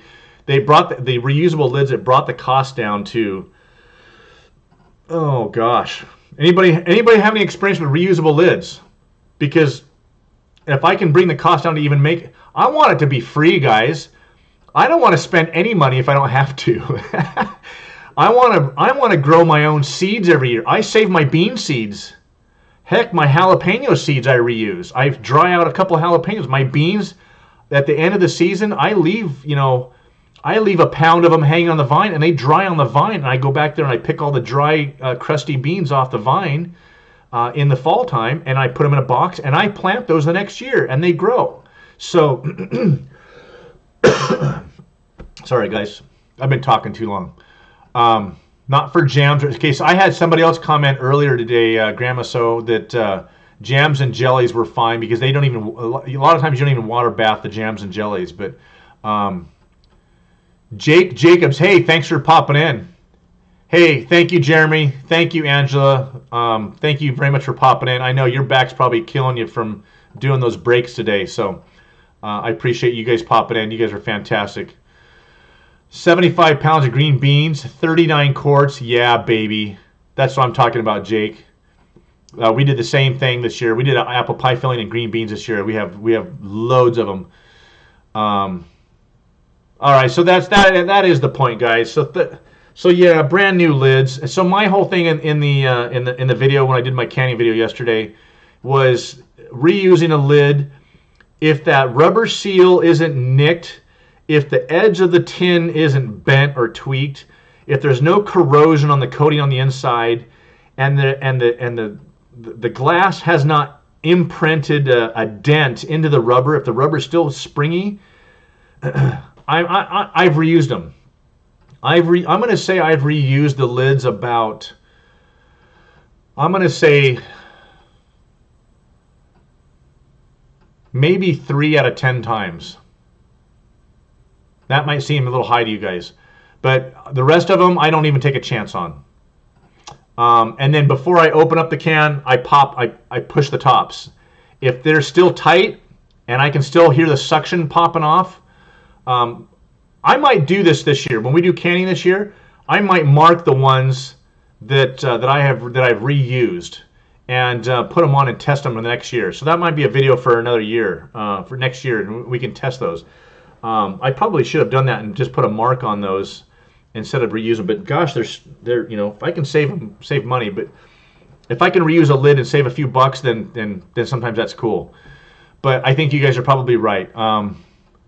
You don't trust them, Gil. Thank you, Grandma. So happy. So an Amazon list. Okay. I need to do an Amazon affiliate page, do an Amazon list. Gosh, that would be so cool. Yeah, you know what? There's enough of you guys that are subscribing to our channel here, watching Olivia and I. I mean, our channel's big enough, I guess. I guess we could, start spreading the love around a little bit and do the same thing back with you guys. So, reusable Kenny lids. Thank you, Kathy. $7 for 12. There you go. So that was like 75 cents a lid, and I think they were. Living off grid, time is money. You can be working online, make enough money in a week to buy a whole season's worth of food. All right, Tyler, I know. That's definitely something to consider. It really, for me, sometimes it does come down to the money. It's a numbers game with me. So if it's strictly for financial, then you're making dimes an hour. Yeah, I hear what you're saying. Okay. Yeah, I've looked at the National Center for Food Preservation. They have a lot of really, really good stuff on there. Yeah, the satisfaction of gardening. I love being in my garden. Olivia is a city girl. She never gardened before until we started gardening and canning foods and stuff. And so she started doing it this last couple of years. So awesome. Thank you, Rustic Traditions, for popping in. Awesome. Yeah, it is a good site. Yeah, I know, Grandma. So there's a lot of conspiracy theorists out there that say, don't trust anything that the government puts out. But I know that it's a good site. It's been that way for a long time. Save money and get sick. Yeah. All right. You know what? I wonder how much you guys are paying for a box of lids out there in the country versus what we're paying for them here in the city. What do you guys pay for a box of 12 lids? Of the largemouth lids, not the smallmouth. Let's just go with largemouth. Anybody remember how much they are? I'm going to say $3.99 for a box of 12. I think is the last time. And when I see them on sale at Stater Brothers, when I see them on sale for $1.99 a box, I buy everything they have. What do you guys? What do you guys pay for a box of lids? Yeah, I totally agree. California Survival. Fantastic. He's still in there. Or you must have left and come back. So California Survival. I might have to just go straight to California Survival. Do they have an employees discount section at the place where you work? That would be really cool, because that would be worth a trip if you get a really good discount on, say 10 dozen cases of wide mouth quart-sized jars with lids and rings for half of what we pay for them in the store. That'd be worth a trip up to your place up there to go buy them from you. So JNC's Oregon, yeah, I totally agree. I just don't have enough time to do the gardening that I want to do, but I do have a gardening video. And this year, after watching one of your guys' channels, you know what? Who is Living Traditions? I'm a traditionalist. Living Traditions Homestead. You guys have probably heard of them. Kathy, I know you guys have. Living Traditions Homestead. They put the weed block down in their garden, and they cover their whole garden with that really thick, heavy weed block stuff that they reuse year after year, and they just roll it up every spring to do their tilling and whatnot. But it's kind of one of those back to Eden style methods where they don't do any tilling. A lot of people are doing the back to Eden method. they're not tilling their ground every year. I have a little rototiller. I till it every year, put new compost on and till it up. I do a raised mound style garden so that it drains easier and put some walk stones between. But every year the weeding was just insane in between my raised mounds. And so I got that idea from Living Traditions to put the weed block down. I bought just the cheapest roll of black weed cloth I could find at Home Depot and laid that down in between. Man, what a difference that made. It kept all the weeds almost to nothing and just made gardening just that much more enjoyable. How many of you guys hate gardening because of the weeding? When the weeding just gets to be too much, that's when it gets to be a drag. I don't mind picking out some weeds around my prized plants, but anyway, that was something. Another thing I learned on YouTube. Another reason for this whole community. So anyway, regular lids are $228, wide mouth $388. Okay, Kathy, so your prices are about the same out here. I think they're $399 out here. So the prices are the same for ball canning, wide mouth canning lids. Grandma, so you get them for $229. Yeah, when they were under $2, you bought a bunch, didn't you? That's right. Okay, so the prices are the same out there as they are here. Tax evasion for the yeah, right. Yep, thank you, Kathy. Kevin and Sarah. Oh, you like their channel, don't you? Yeah, Kevin and Sarah, they're nice people. That's a good channel. Oh, let's see here. Well, hey, California Survival, I appreciate that. I'll take a couple cases from you for sure when we meet up. But that's something you should probably start stocking up because those things never go bad. I know you're probably thinking, gardening and canning is a long ways away for you, but you'd be surprised. Especially, I don't know if you do any hunting up there. California Survival, guys, he's about an hour and a half, maybe hour and 45 minutes away from where I live. He's up in the high desert. And he's doing an off-grid homestead survivalist place up there. Pretty neat channel. So if you guys don't know about his channel, go check him out. But he's a young guy. He's one of the youngsters in the chat tonight, guys. He's not like all of us older people. So he's new to this whole community, and he's got a great channel. Got some great things to offer. And I'm just gonna say, California Survival. I know you know probably who the Green Dream Project is. Jim and his wife out there, as well as a couple other channels out there in Arizona, and they're gardening in greenhouses out there in the desert.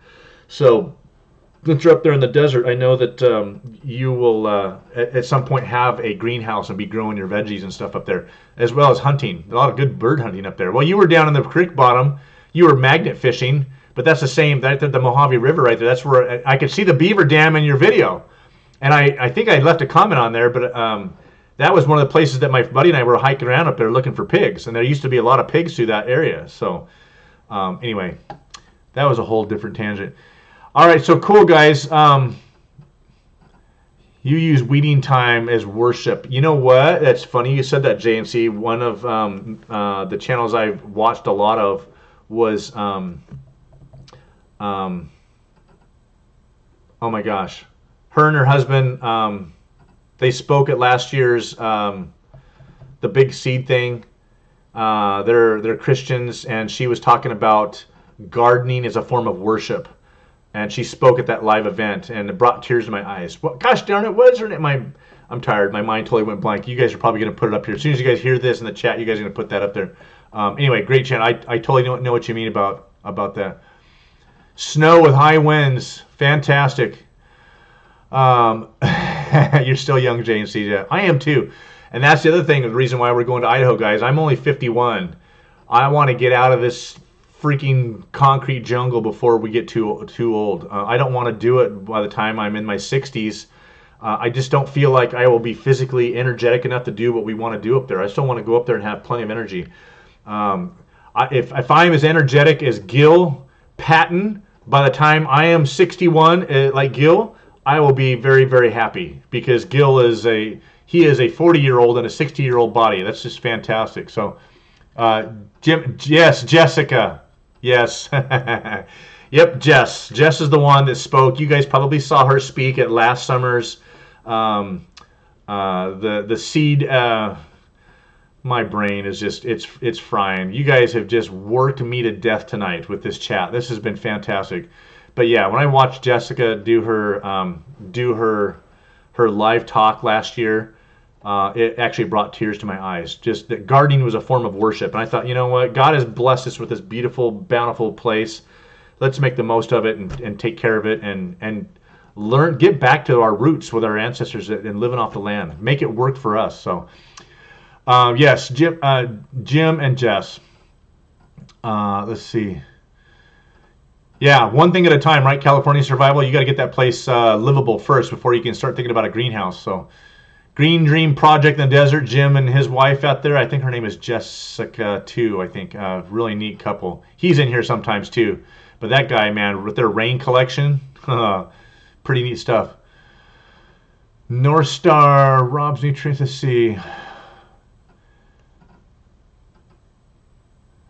Never seen weed roots penetrate and strangle the roots of their plant. Yeah. What did you say, Kathy? Holy smokes, you said something about roots penetrating and strangling roots. Rob's Nutrients, roots. Roots and Refuge. Yep, Jess and Maya. There we go.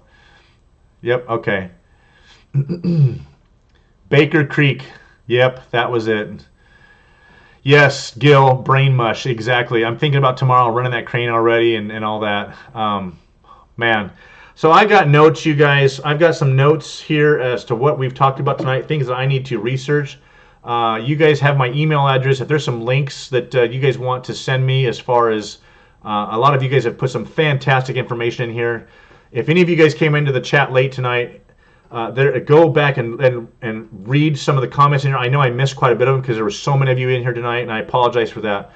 But there was some fantastic information in here tonight, stuff that I didn't know, and a lot of you didn't know that Tyler brought up, and stuff that Kathy brought up. Some really neat stuff.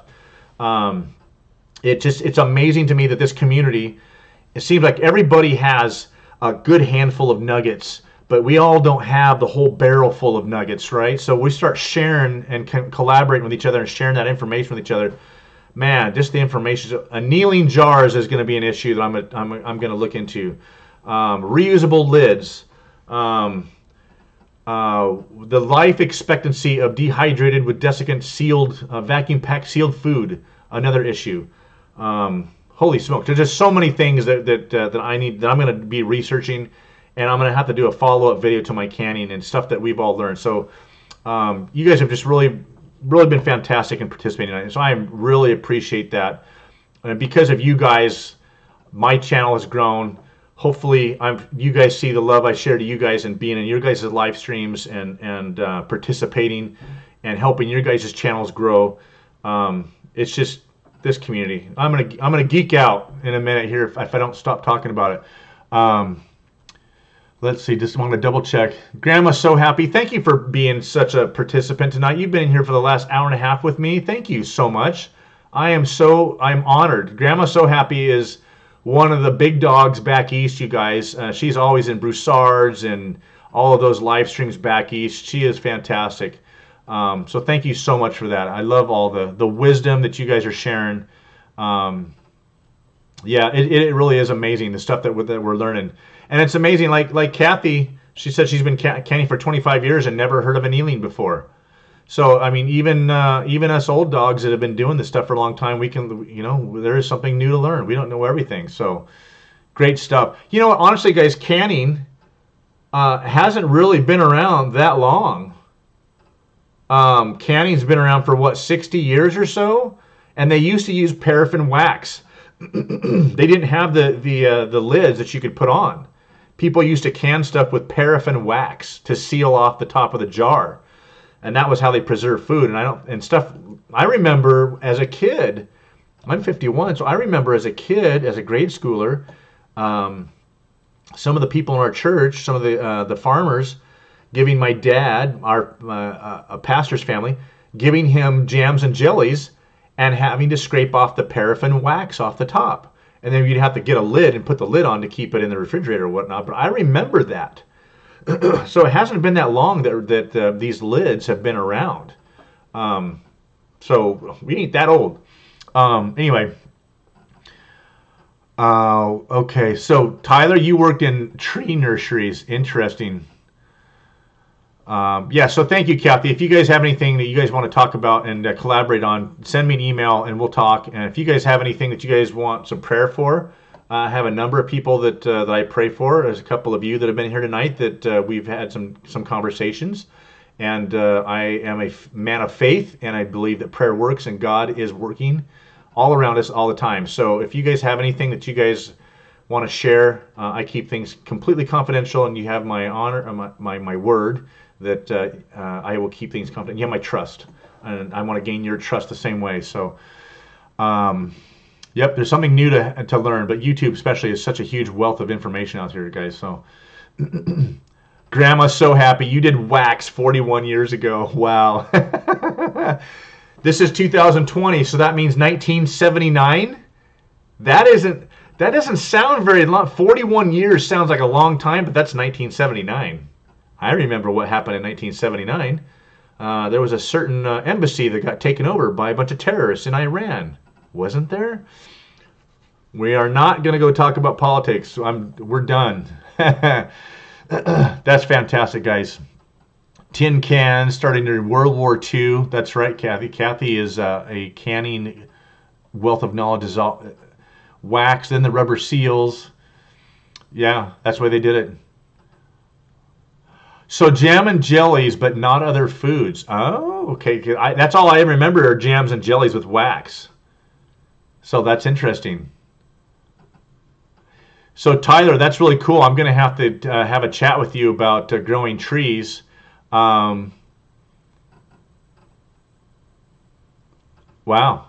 Okay, very cool. 1858, the canning lid was invented. See, Gil, between Gil and Kathy, we can all learn something. But Gil, I bet you didn't know about annealing jars like Kathy did. I love it. Okay, so I got caught up with the chat there. Couple last points here, guys. Tyler, you're talking about growing trees. I'm going to have to get with you about trees. I know you've heard me talk about this. Probably you're sick of hearing about it. But I have my prized dwarf orange tree here.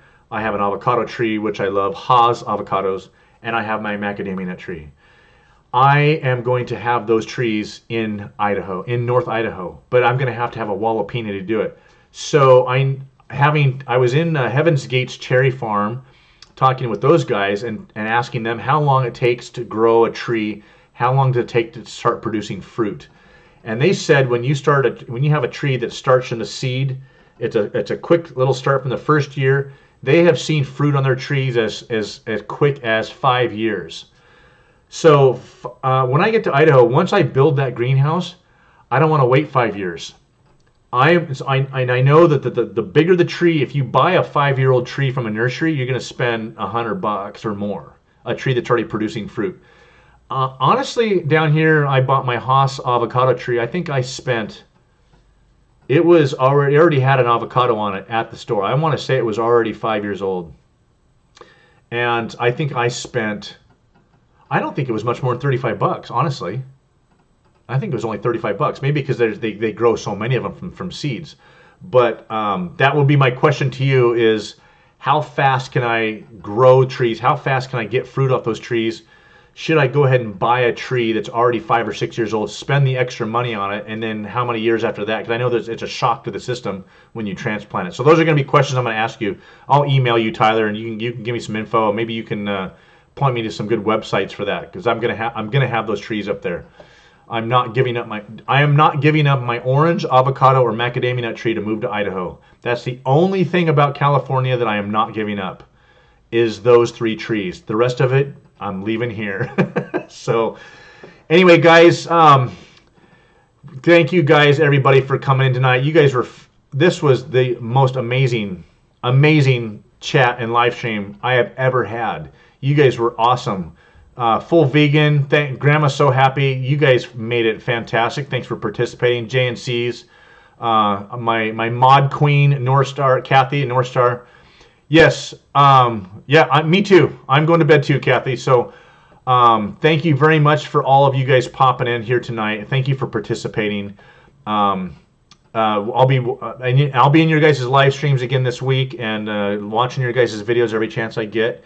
and we'll keep building this community, keep sharing the love. So, guys, thank you for participating. Thank you for making my wife feel so welcome and loved.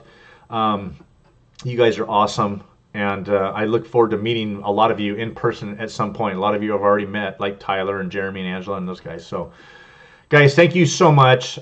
You guys all have a great week. Have a great night.